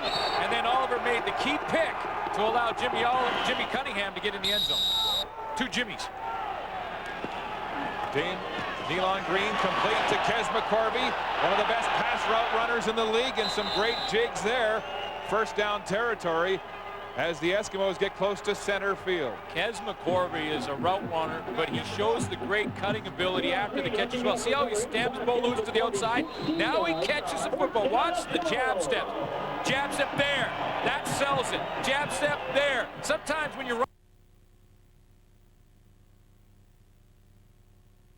DBs to stand back 10 yards and try to hit him on the break. That one he cut off early and got some room. Here's Green scrambling. Pursuit now. Gets outside. Will he run? Yes. Nealon Green steps out of bounds with a first down for the Eskimos. No way Nealon Green should have got out of that one.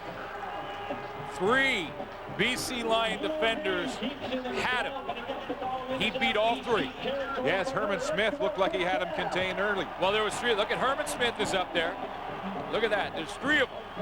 And Keith Jackson can't get him. And on the chase at the backside, you see Marvin Thomas, and he can't get there either. The Green lets his legs walk the talk. First down, Edmonton. Pass situation in the shotgun. He'll throw. It's low. It's caught by Mills. Then he drops it. Incomplete. Well, this is the situation Lions defensively want to put Nealon Green in, 2nd and long. But you can tell when the game starts to slip away for the Edmonton Eskimos like it has all season long, Nealon Green will rely on his legs. You know, Green has that draw option, naked bootleg, a play which has 3, often 4 possibilities. We haven't seen a lot from him. He's been back in the shotgun, showing pass many of these occasions. 2nd and 10, Edmonton. Green, shotgun, pressure. He's going to run again. Kidd gets him from behind. The ball's down. Troy Mills falls on it. Carl Kidd reacts. I think he stripped the ball out of there. Green runs the ball up the middle and gets it inside the BC 40. They went to signal first down, but I don't know that they have it just yet. I think when he fumbled the ball, he may have had first down yardage when he went down, but when he fumbled it, the ball bounced back about a half a yard or yard and a half. There's the strip. The ball bounced backwards right there, loses first down yardage when Mills recovers it. Because when he's going down right now, right at that point, he's real close to the first down marker, if not first down territory. Excuse me, Glenn. Carl Kidd with the strip there, playing his 5th game in the CFL. It's a 46-yard attempt for Fleming with that sore foot. Oh, look at that. Lots of leg as he splits the uprights. No problem. The big kicker, playing in pain with broken blood vessels, puts it through the uprights for Edmonton. Back at Commonwealth Stadium, well, these kickers paths crossed 25 years ago when Sean Fleming was a child and Louis Pasaglia was a rookie in the CFL. 1976, Sean Fleming was taking a flight from Edmonton to Vancouver. He's in behind with the Toucan, and he was on the plane the BC Lions were on. Jerry Taggy, the quarterback at that time, took him through the plane to get autographs.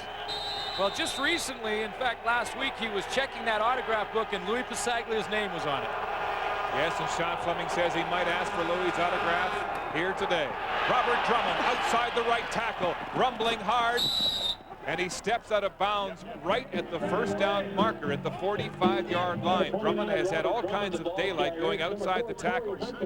Yeah, he looks to break to the outside in a hurry, but again, the offensive line for BC really controlling the line of scrimmage. Right now, that defensive line for the Edmonton Eskimos, Steve Anderson, Robert Brown, Albert Reese are getting on roller skates a little bit. Now it's slippery, which gives the advantage to the offense, always. So 2nd and less than 1 on that 9.5-yard gallop by Drummond. Allen will hand off to Millington. He's got the first down and more. Still going. Millington breaking tackles, running right through the Eskimo defense. Finally hauled down at about the Edmonton 45 as boos go up here at the stadium. A 19-yard carry by the Diesel. You cannot arm tackle that horse. There is no way in the world. Now you see the great way that the two running backs in BC complement each other.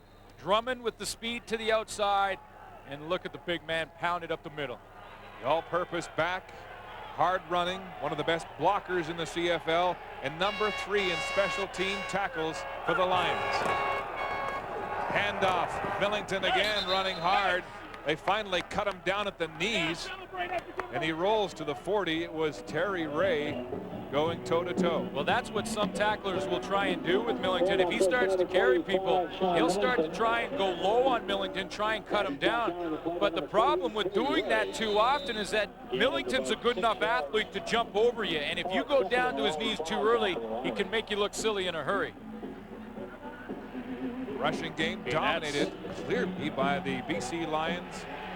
Nearly 100 yards more than the Eskimos. We knew they'd both run, but a little more out of Edmonton. And they're eating up the clock. Allen looked like a design quarterback draw. Room, more room, and here he goes. First down as he slides across the 25. First down for the Lions, and Brad Miller, the Eskimo defensive coordinator, racking his brain now to figure out how to stop this Lion ground game. Well, Brad Miller can do the X's and O's all he wants and can have the perfect defense, but you can't defend against the athletic ability of a great running quarterback, the best running quarterback in CFL history. He just makes it look so smooth. He runs down the field. Yes. 3 years shy of his 40th birthday and still looking young and fit. Allen will pass into the flats. Right side, Robert Drummond hit hard by Garrett, forced out of bounds, but it looks like he'll have another first down. Again, I go back to the balance between the BC Lion offensive attack. I mean, they're mixing up the run. We see Drummond running to the outside, then Millington pound on a couple of runs up the middle. Then Allen goes to the quick passing game to Drummond to the outside. couple of crossing patterns he's thrown in there, and then he decides to run once. Great balance will always make it hugely tough for the defense to try and stop you if you got balance on offense. And all that, and they haven't yet thrown A.J. a pass as Pau, the offensive coordinator, looks on. Damon Allen passing, and A.J. gets his number called this time. Touchdown, BC Lions. Jackson's first catch is a touchdown today. Yeah, there's the balance. Now, you just mentioned it. Haven't had A.J. involved in the offense yet. Well, there you go. Now involved. Touchdown catch for Action Jackson, and he's just going to run the out pattern. Perfect throw on time. Chris Hardy got caught in a one-on-one with Alfred Jackson. Alfred Jackson with his 13th touchdown catch of the season, playing in this game with ligament damage in one of his hands, and showing soft hands on that one from Damon Allen. Saglia with the convert attempt as Nussmeier counts to make sure they've got 12 on the field. Allen so far today, 15 of 19 for 213 yards and 4 touchdowns. Saglia splits the uprights, and now this one is getting away from the Eskimos.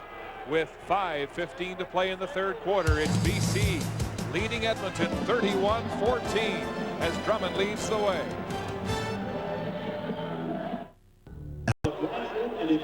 Alfred Jackson comes out of hiding here in the third quarter with his first catch, and he makes it a big one.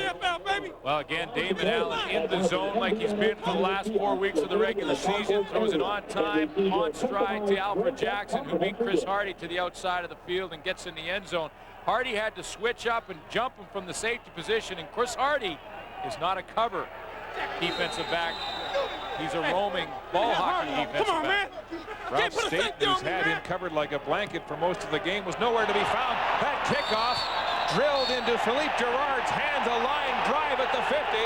He's got it, then he's pounded. Well, they want a penalty. The crowd here at Commonwealth think that Girard put his knee down and therefore was down. But that's not the case. He caught that in the air. He can get up and still run with the football, so there's no penalty for hitting him once he's down. But amazing that he even was able to grab that one out of the air. So he's not down there. He can get up and run until he's hit by Roger Reinson. So even though the crowd wanted a penalty, they're not getting it. You can't concede at center field in the CFL. No, I don't think so. Girard with a good set of hands for a defensive lineman, and great field position for the Eskimos here. First down at the BC 50. Nealon Green will hand off to Troy Mills, breaking a tackle, a huge penetration into the BC territory as he's down at the 35, a 15-yard carry by Mills. Showed it to you 3 times now. That's the same formation. Give it to Mills, continue to the outside. Next time we'll see him fake it to Mills and take it to the outside. They've run it all game. They've run it all year. And what surprises me a little bit is that they're staying with it down 31-14. Sooner or later, they got to put this football in the air. Eskimos trying to respond to consecutive touchdowns by the Lions. Play action. Green with all kinds of time. Can't find a receiver, and he's hauled down at the line of scrimmage. Terry Vaughn was open over the middle, but he didn't open until late. Terry Vaughn, initially, Vaughn's coming from this side, and he's going to end up getting over here open, but it's way too late for Nealon Green to find him. You see, everyone else is covered. McCorvey's covered down here at the bottom. You can't, but look right up there. There he is, wide open over the middle, but by that time, Green's getting pulled down. Second down and about 9. Green will pass across the middle. It's complete to Ricky Walters. He fumbles the ball. The Lions have it. Chuck Levy.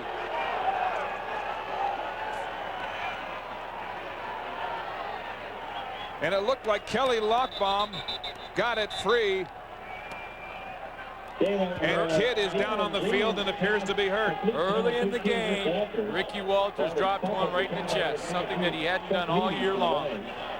He is having trouble this afternoon finding the handle of that football. This time he catches it. Lockbaum comes across with the hit and pops it out of there.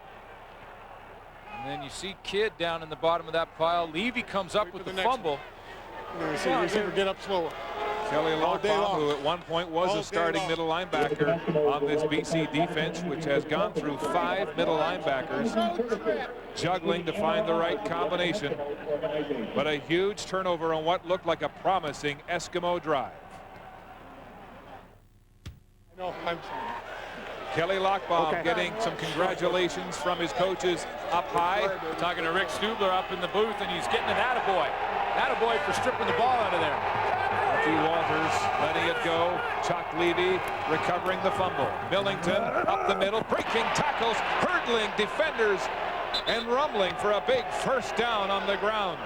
Well, the guy that was up in the booth talking to Kelly Lockbaum was this guy right over here, Rich Stubler, defensive coordinator. When Steve Barato took over, Rich Stubler was the DB coach, still is, but he also does a lot of the defensive coordination, because as soon as Barato took over, Don Lindsay was out, and Rich Stubler controlled that defense from that point on.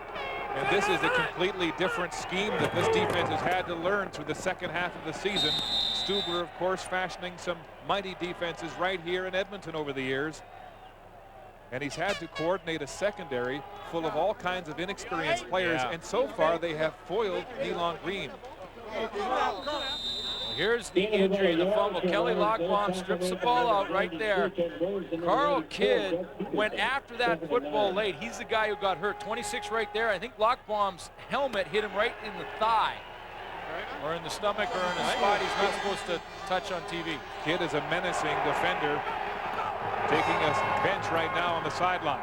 Green, or rather Allen, throwing. Oh, baby! It's complete, and what a hit. Torrey Hunter nailed Donnie Blair, but he's up and he's okay.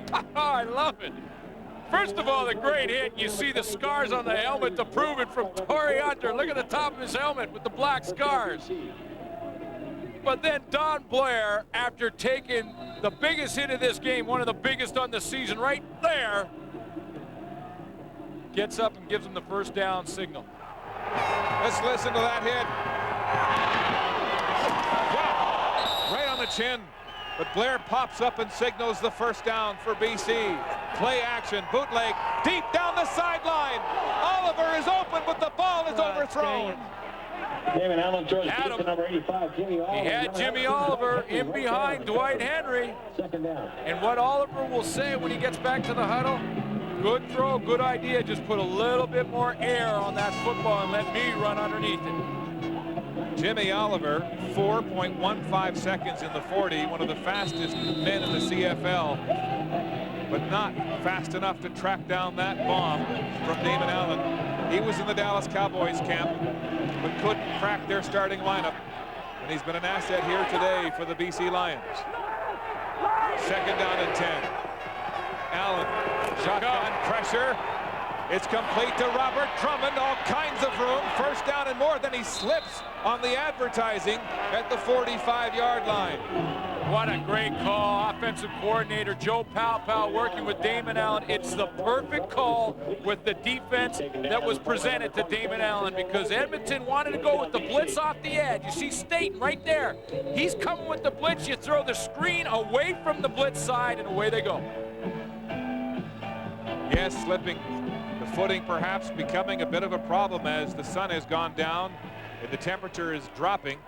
Pau working magic with the play selection here today. Handoff, Drummond up the middle for a few with 20 seconds and ticking to go here in the third quarter. Reese making the tackle, but the Lions monopolizing the ball here in the third. Well, they controlled the time of possession stat in the first half. They've got to be controlling it in this third quarter, and sooner or later this Edmonton defense is going to get worn down. They're getting pounded by Sean Millington and Robert Drummond up the middle, and that wears on you by the fourth quarter if you're on the field too long. It's been the 3D backfield. Drummond, Damon, and the Diesel, Sean Millington, having their way with the Eskimo defense. Allen will throw deep. Alfred Jackson is open. He can't get the ball. It's incomplete with double coverage as the gun sends the third quarter into abeyance with 1 quarter to go. It's BC leading Edmonton 31-14.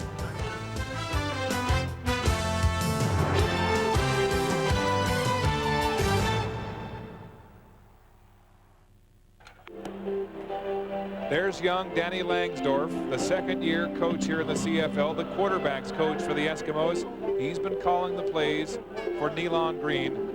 And there's a lot of pressure on his shoulders right now to engineer a comeback for the Eskimos, who are 0-7 when trailing after 3 quarters. Now what he's saying to Nealon Green is you're going to have to improve that number right there, your passing yardage. Green's going to have to put it in the air. But look at the Lions, 455 yards of net offense, and that's why this number is so big.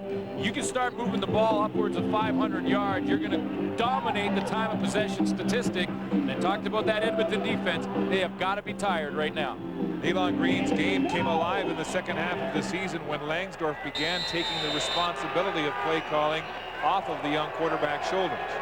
Kes McCorvey back to receive this punt from Pasaglia. He's aiming it to the sidelines. McCorvey rushing, but the ball will go out of bounds at the 12-yard line. A 37-yard punt and no return by McCorvey. Well, you start to wonder, and I don't think Don Matthews, knowing Don Matthews, he's going to stick with Nealon Green throughout this game, but Dan Crowley is more of a pure pocket passer. And the longer this game goes on with the deficit the Edmonton Eskimos are facing, you almost wonder if he might throw him in there for a series to see if he can't throw that football down the field. Green's numbers, 11 of 17 for 133 yards and 1 touchdown, no interceptions. Tough field position here to start this drive at his own 12. Green, nobody in the backfield. Down the middle, complete. Walters hangs on to it this time. He's gang tackled. Now the ball goes down. He dropped it. Terry Vaughn looks like he has it. He cannot hang on to this football. Terry Vaughn's going to go probably talk to him.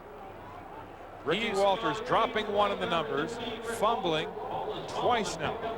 2 fumbles and a drop. They've gone to him 3 times, and all 3 times the ball has hit the ground. He's trying to get some extra yardage. Again, it's Kelly Lockbaum with the hit. There's Fletcher's right arm coming in there. That pops it out, and Terry Vaughn picks it up. But they went back. They had the first down and then lost about 10 yards. So it's 2nd and 5.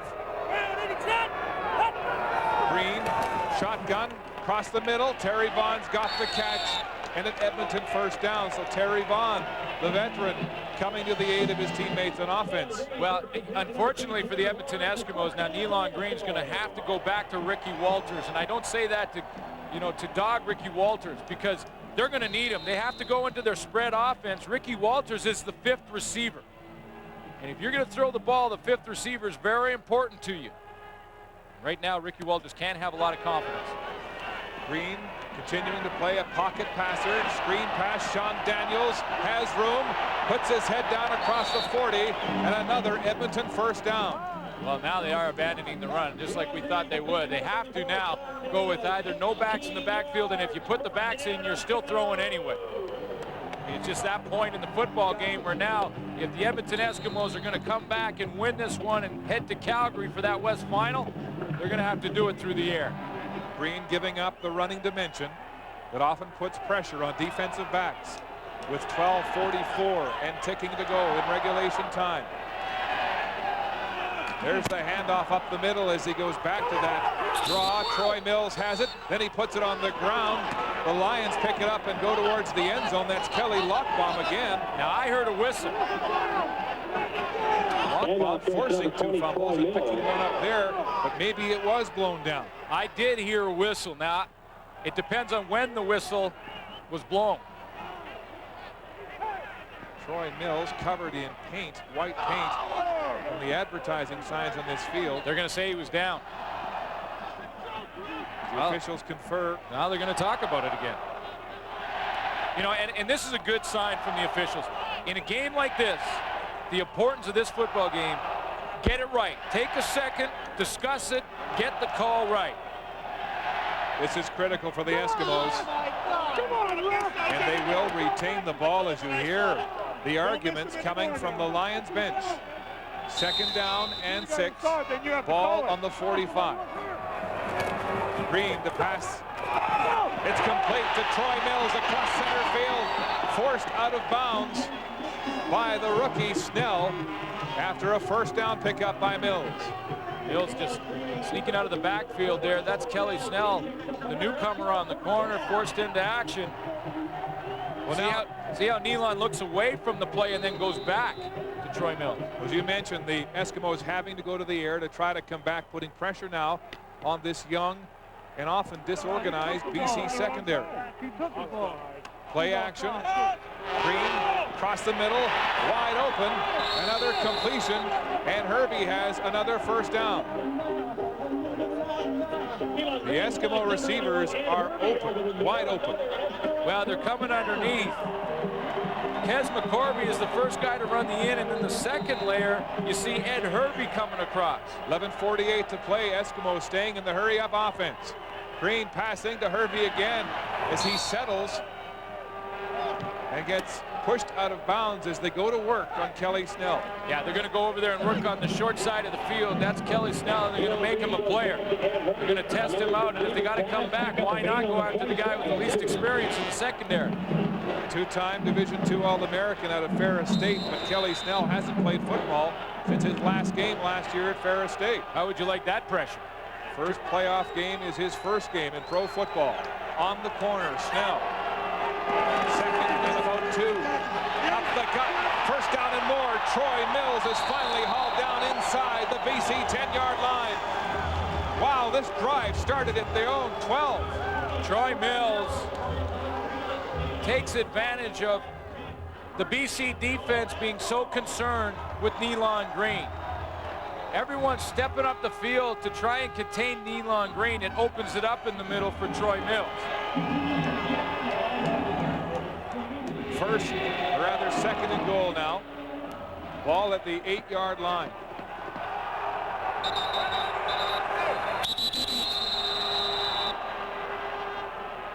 Play whistle down.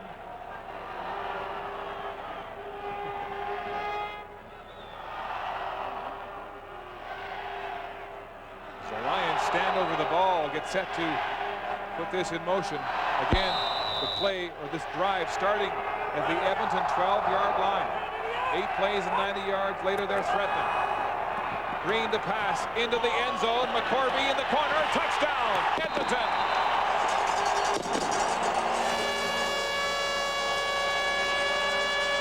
McCorvey beating the veteran corner, Eric Carter, and a huge touchdown.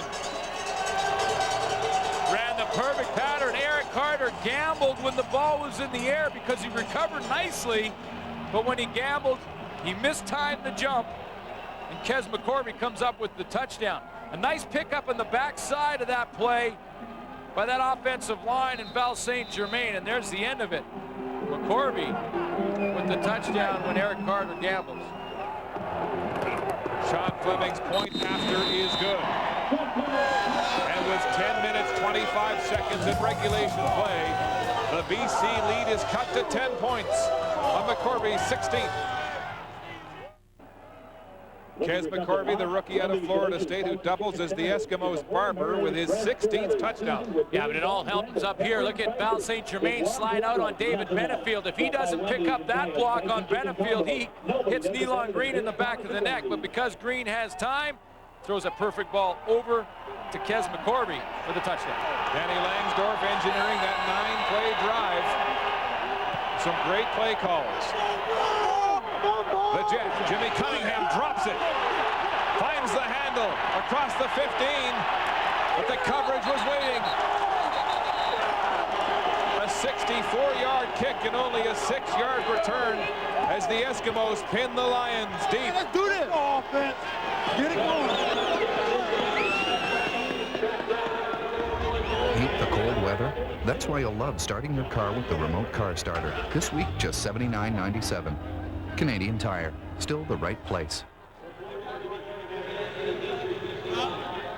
A year ago, Kes McCorvey was coaching high school football in the USA. Today, he's the leading touchdown man for this Eskimo team with a huge one to cap a 98-yard drive.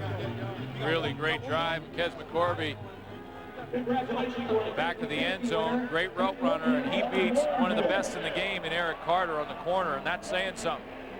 Green has plenty of time and a great lane to throw in, and then there's the gamble by Carter. He came underneath, went for the football, and just missed it. Tremendous concentration by McCorvey with a touchdown to narrow the gap to 10 points. You know, football That's Jimmy Cunningham on the turf. Football is always a game of momentum, and right now Old Mo's wearing an Edmonton Eskimo jersey.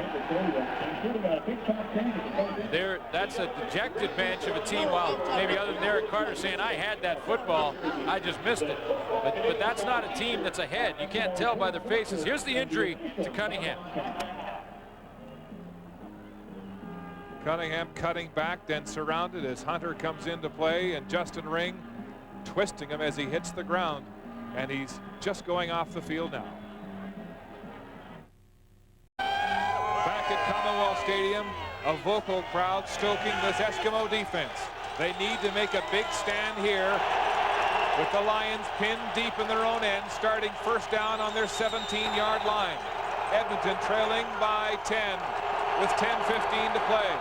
Allen play action, will pass. It's short, intended for Robert Drummond. And finally, the Eskimos get some pressure on Allen.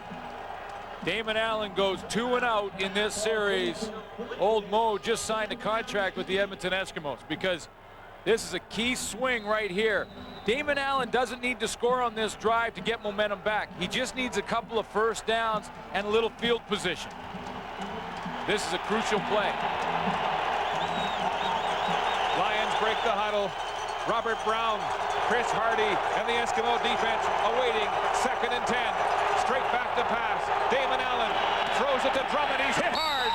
Short of the first down. It's a punting situation for the Lions.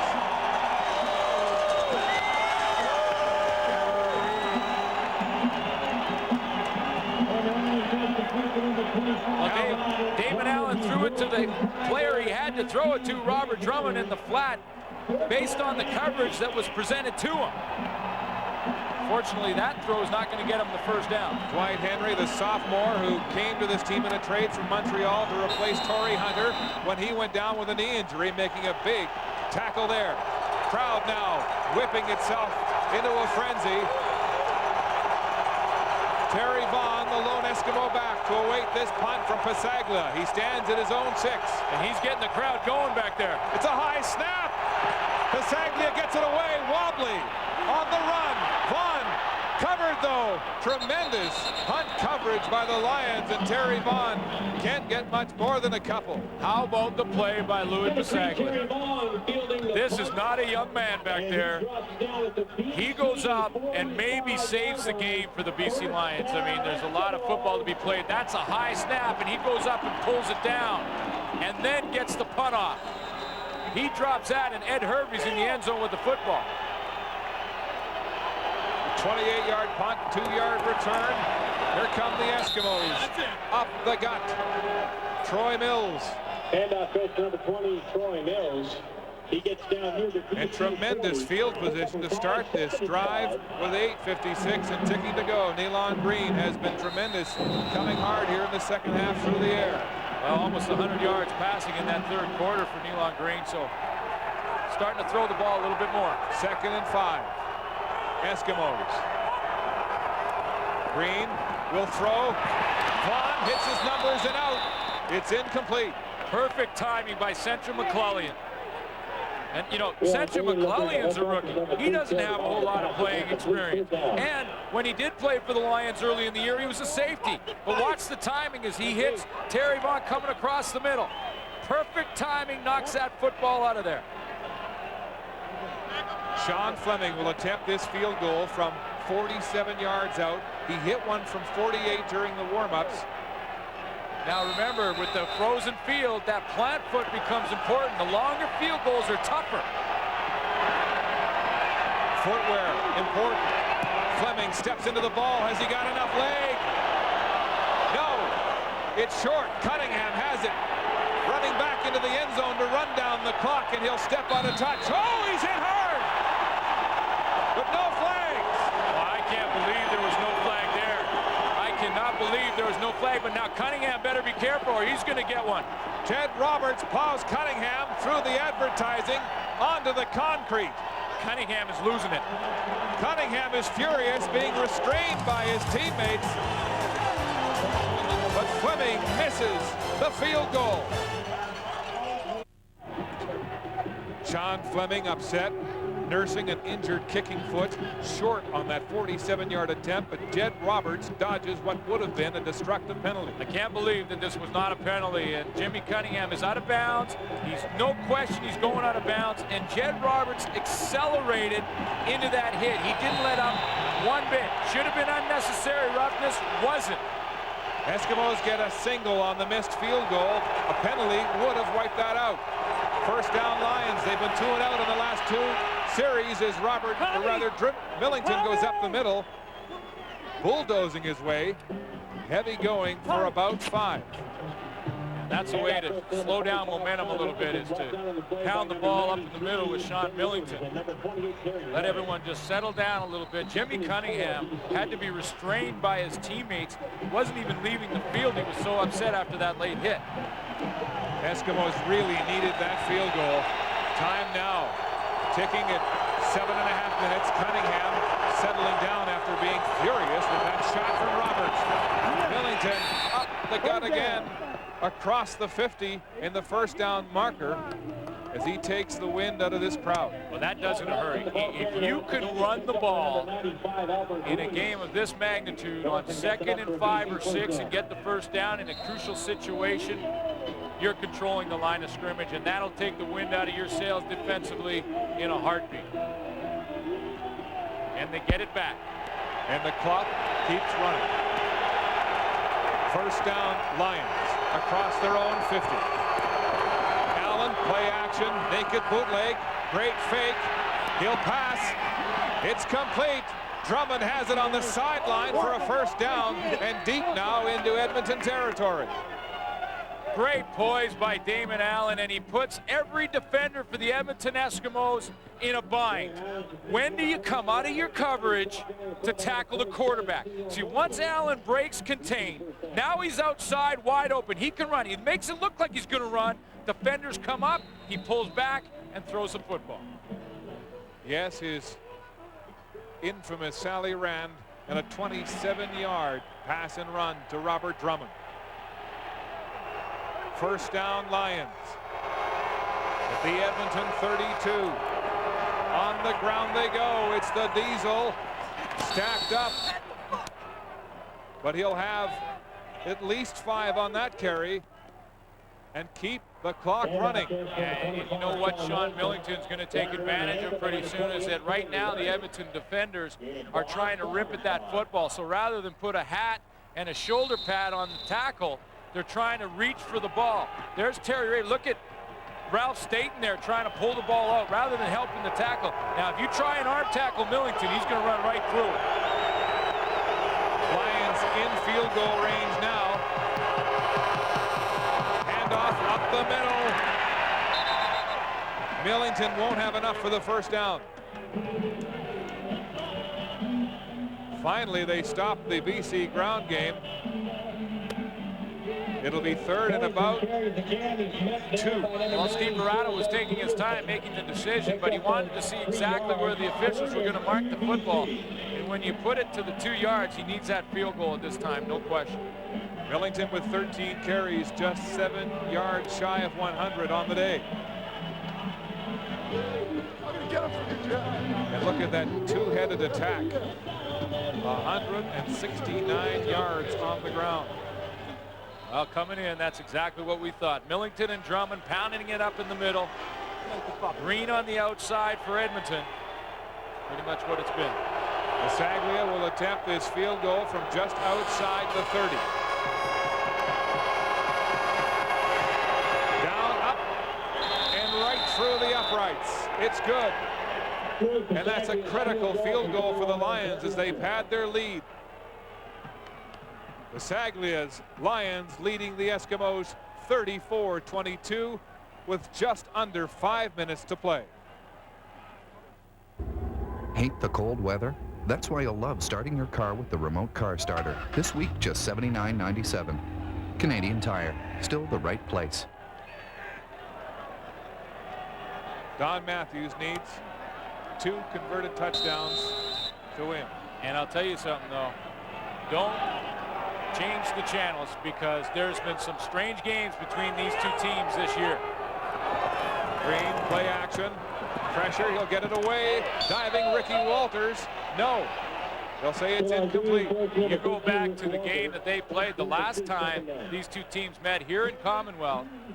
With 10 seconds left in the game, the Lions were down by 10. Ended up pushing it to overtime. In overtime, lost in the full overtime period. There's been some wild games during the regular season between these two teams, so it is definitely not over yet. Yes, a 49-42 thriller. 4:20 to go in regulation. Second down and 10. Eskimos. Elon Green looking. He'll throw. It's complete in traffic. Ed Hervey has a first down. Green trying to keep the hurry-up offense cooking. Barking his plays. Here's the head-to-head season series. Edmonton prevailing 2-1, but week 13 was that overtime thriller. First and 10. Eskimos at their own 48. Green pressured out of the pocket. He'll roll and throw again. It's complete on the sidelines, and McCorvey steps out of bounds to stop the clock.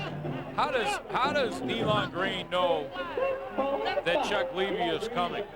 First of all, the secondary for the Lions are going to play off, and they're going to make Elon Green throw it underneath. So that's why you're going to see this distance. But Chuck Levy's going to come off the edge at the top, and you tell me how Elon Green knows he's coming. Look at 23 right there at the top of your screen. Come off the edge. Blind, Elon Green turns to the outside, beats him out there, and throws the ball. Up the middle, Troy Mills rushing hard. Enough for what looks like a huge first down across the 45 to just inside the 50 on that second and short. Well, you want to pick up the first down, but running plays continue to work that clock. Whoa! He almost lost that football. The enemy of the Edmonton Eskimos right now is the time clock. Mills coming out now. Mark Nora coming into the football game for the Eskimos. BC number 91, decline, first down. The Lions are going to just rush 3 and drop everybody from now on in. So Nora in the backfield for Mills. First down Edmonton at the BC 40-yard line. Green with a short drop, can't find his receiver. Now he does. Dumps it off to Nora. And Levy makes the tackle short of the first down and keeping Nora in bounds. So the clock, Chuck Levy will be a factor in this football game. They'll start it again as they get the ball set up. Chuck Levy, number 23 right there, looked like he's just spying Elon Green right now. And so the Eskimos marching with 3:06 to play in regulation. Chuck Levy, in only his second start as a defensive back at Arizona, he played quarterback, running back, slot back. He is a versatile athlete, but the pressure will be squarely on him with the Lions trying to stop this Eskimo march. 3 minutes to go in regulation. Second and 5. Green to pass. It's complete to Ed Hervey, open, and another first down for Edmonton. Said what Chuck Levy has been asked to do throughout this season. Well, now he's asked to be James Bond and spy Elon Green. He's not involved in coverage. Green goes away from him on that play underneath the zone. Again, the Lions are going to allow the Edmonton Eskimos to throw it underneath and come up and make the tackle. If they score, they take a long time to do it. Flags are down as Green looks to pass. Now he'll run. He can't find a receiver. Takes a hit trying to dodge the Lion defenders. But a flag down on the 10-yard line.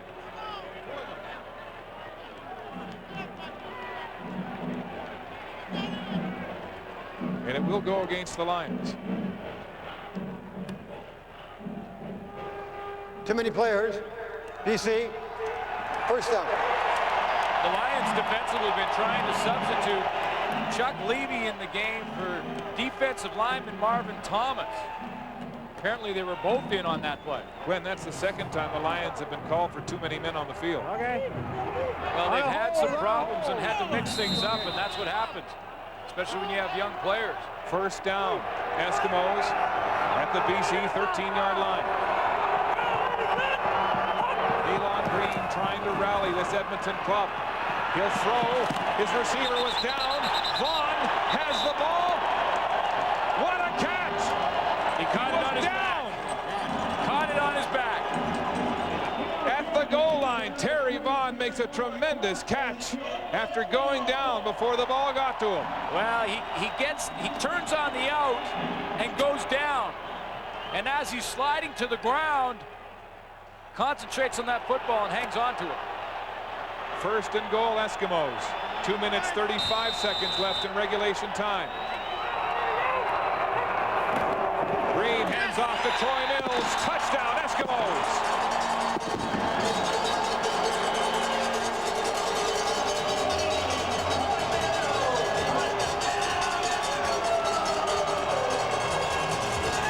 Troy Mills gives the hometown faithful some hope here in Edmonton with 2:29 to play.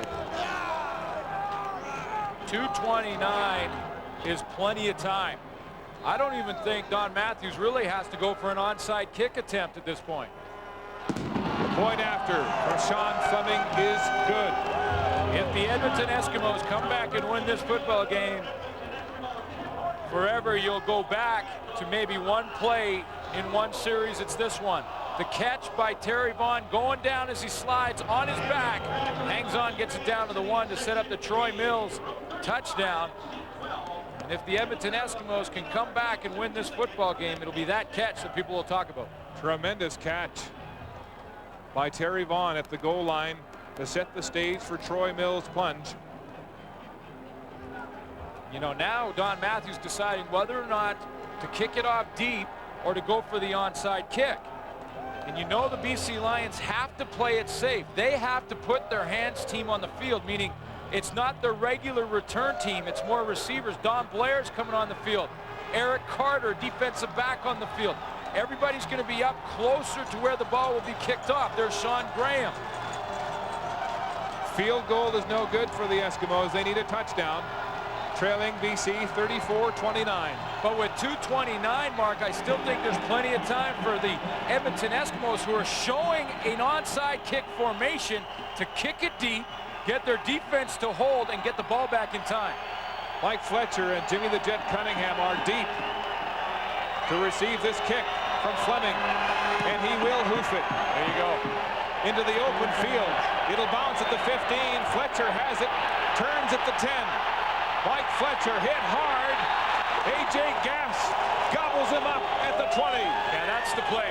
That's the smart play. And you don't win more games than anyone in CFL history without knowing a thing or two about the Canadian Football League. That's the play to make.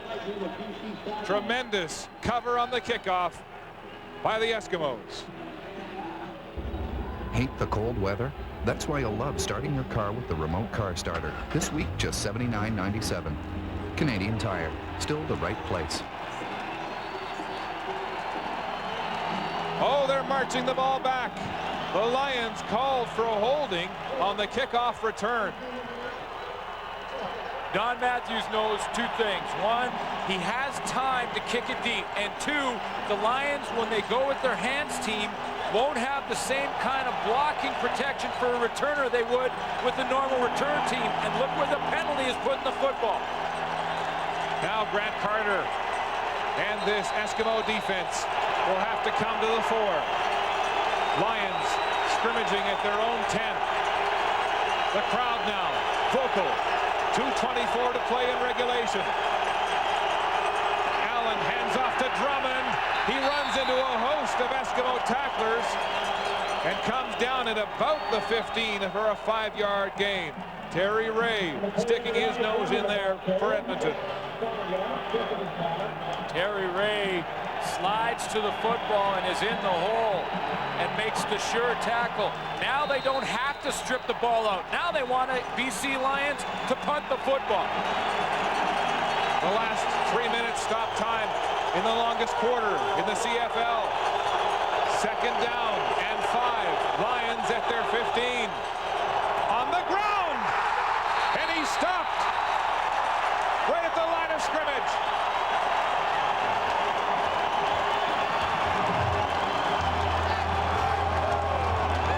Ben Williams loses his hat as Drummond is stuffed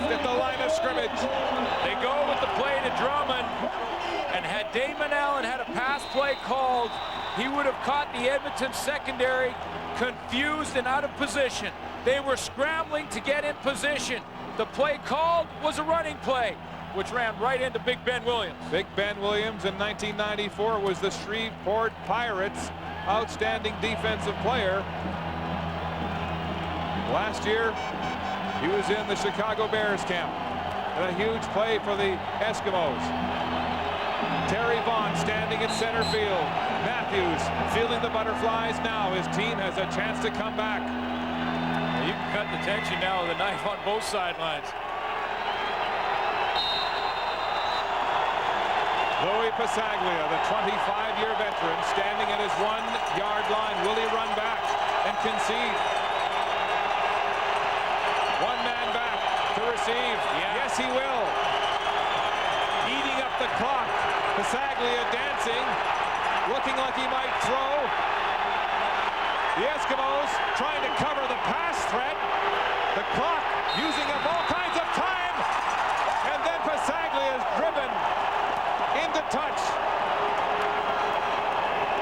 That's a tremendous call by Steve Lorado, because it was a 5-point game, which means a touchdown wins it for the Edmonton Eskimos. Had Louis Pasaglia punted from his goal line, Edmonton was getting it inside of the 50. Flags are down, though, on the safety touch. Well, this is what happens when you go to give up a safety. Okay, you're taught on the line to pull the players down, to kill time on the clock in this situation. A penalty doesn't matter, because if you take the penalty, they'll just do it all over again. And that play took 16 seconds off the clock. That's right. It's the clock that's most important right now. So Barado is going to count on the fact that Grant Carter will decline the penalty, and now the Lions will have to kick off the football and make Elon Green drive the length of the field to beat him. Holding, BC number 23. Yeah. The hold will be applied at the point where Edmonton is elected to take it, which is at the 45. So the Edmonton Eskimos now take it on the 45. They're going to get that penalty from there. But there's all kinds of holding going on. You could have picked any BC Lion, and then, again, is there a penalty here at the end of this play? Pasaglia driven out for the 2-point safety. But the way he carried the ball, threatening to pass, the Eskimos didn't pursue him as fast as they might have. Now, though, a field goal ties this game and puts it into overtime. Now, in overtime, should it get there, in the playoffs, we will continue to go with overtime series until the game is decided. In the regular season, you went to a total of 4 series per team, and then it ended in a tie. If it happens here, it keeps going until it's decided. 1:45 in regulation. Eskimos down by a field goal. Green passing. It's complete to Terry Vaughn. He turns and he gallops. Finally dragged out of bounds. There's a fumble, though. The Lions have it. Do they rule the officials will rule Vaughn down. Eskimos hang on to the ball. Whoa. Oh, boy. Oh, boy. That was awfully close down that sideline. Let's take another look. Terry Vaughn catches the out. He's inbounds, clearly inbounds. That's a fumble. That is a straight-out fumble. Recovered right there by Mike Crum. Mike Crum getting it just before it goes out of bounds. Unbelievable. What a break for the Eskimos. That is a fumble inbounds by Terry Vaughn. Green in the second half with 200 yards through the air. Here he goes again. Across the middle. It's complete to Herod, the rookie from Ottawa. And another first down for the Eskimos with 1:33 to play. And they're inside the 25 of BC. Well, now the Edmonton Eskimos want to be careful in this situation. They got lucky on this fumble, no question, because that is clearly a fumble. The ball is inbounds right there, and Mike Crum is the last to touch it out of bounds. First down, Edmonton at the BC 22-yard line. 1:19 and counting. Green to pass. High off of Ed Hervey's hands and incomplete. incomplete. He should have had it. He should have had it, but I'll tell you something, the Edmonton Eskimos have to be careful in this situation. They're in field goal range for a tie to force overtime. That's their worst case scenario. Their best case scenario is obviously a touchdown, but you don't want a turnover when you have the tie ball game in your grasp. Oh, look at that.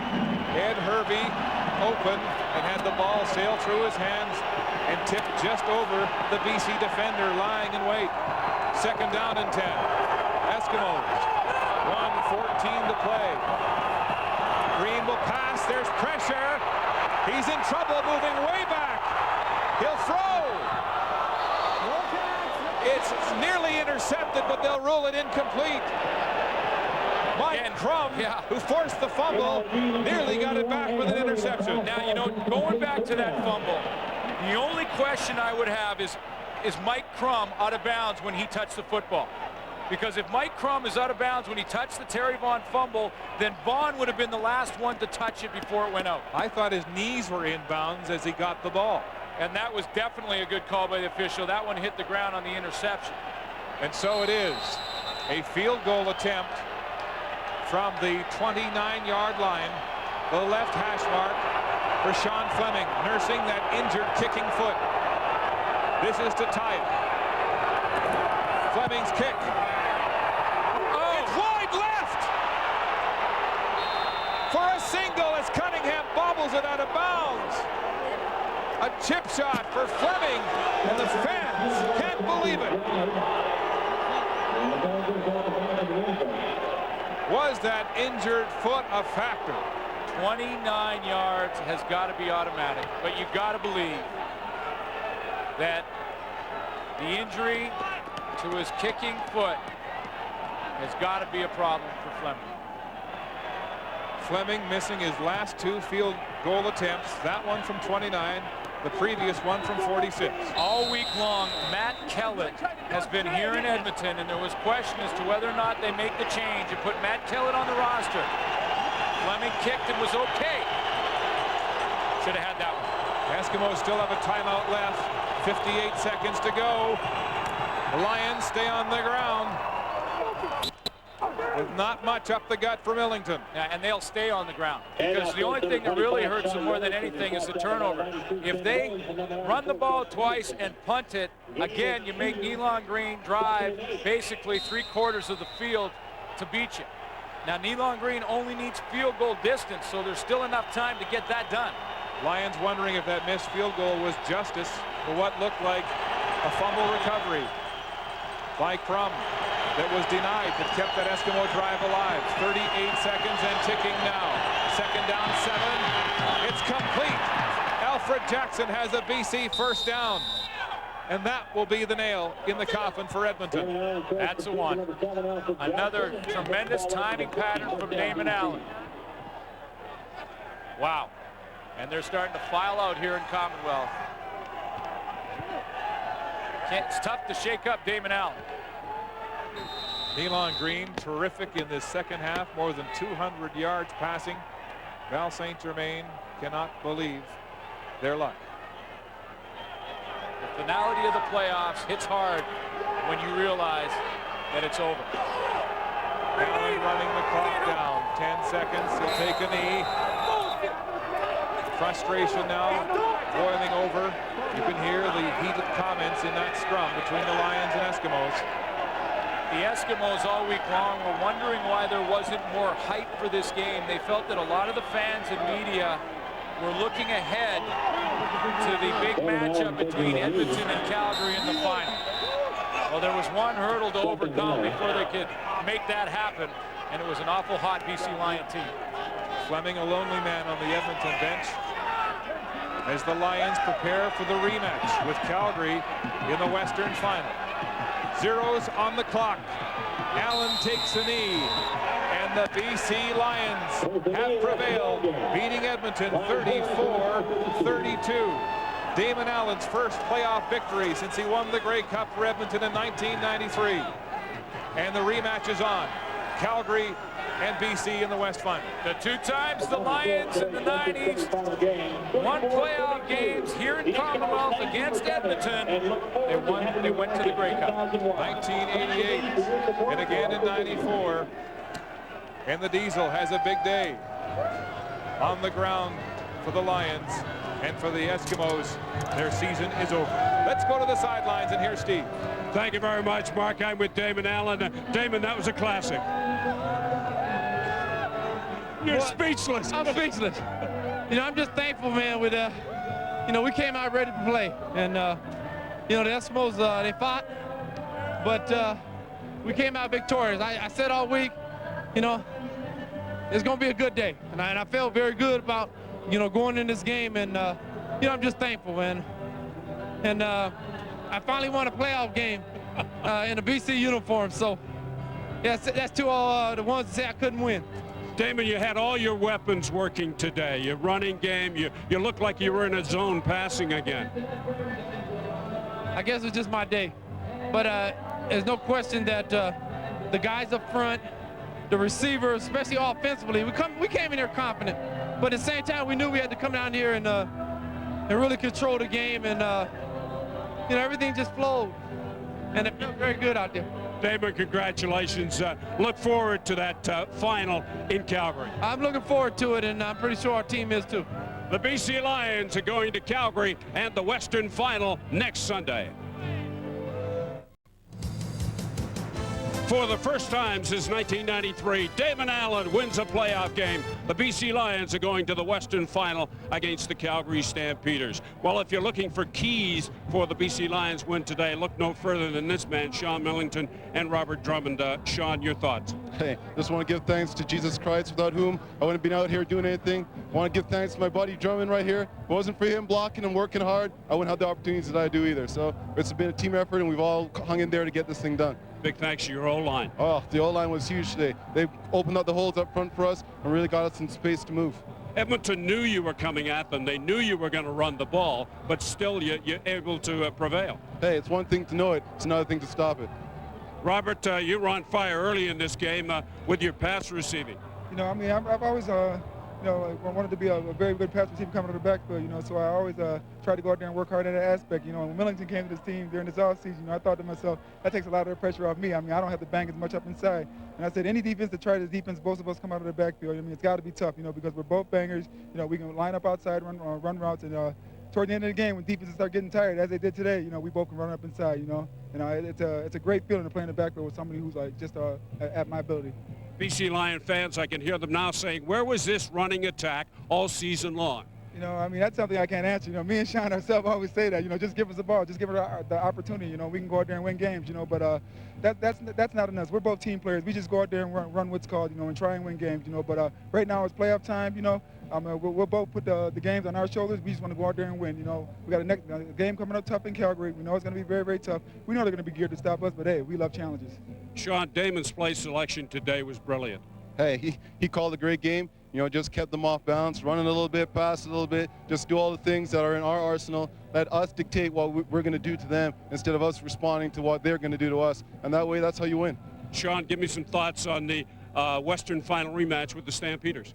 It's going to be a battle. You know, they took one away from us the last time we played them, and we're going back in there to take it back because, hey, we know that we are the better team. We know that we're the team to beat, and we've got the momentum, and we're going to go in there and take it to them. Can you run that effectively against the Stampeders defense? We will run that effectively against that Stampeders defense.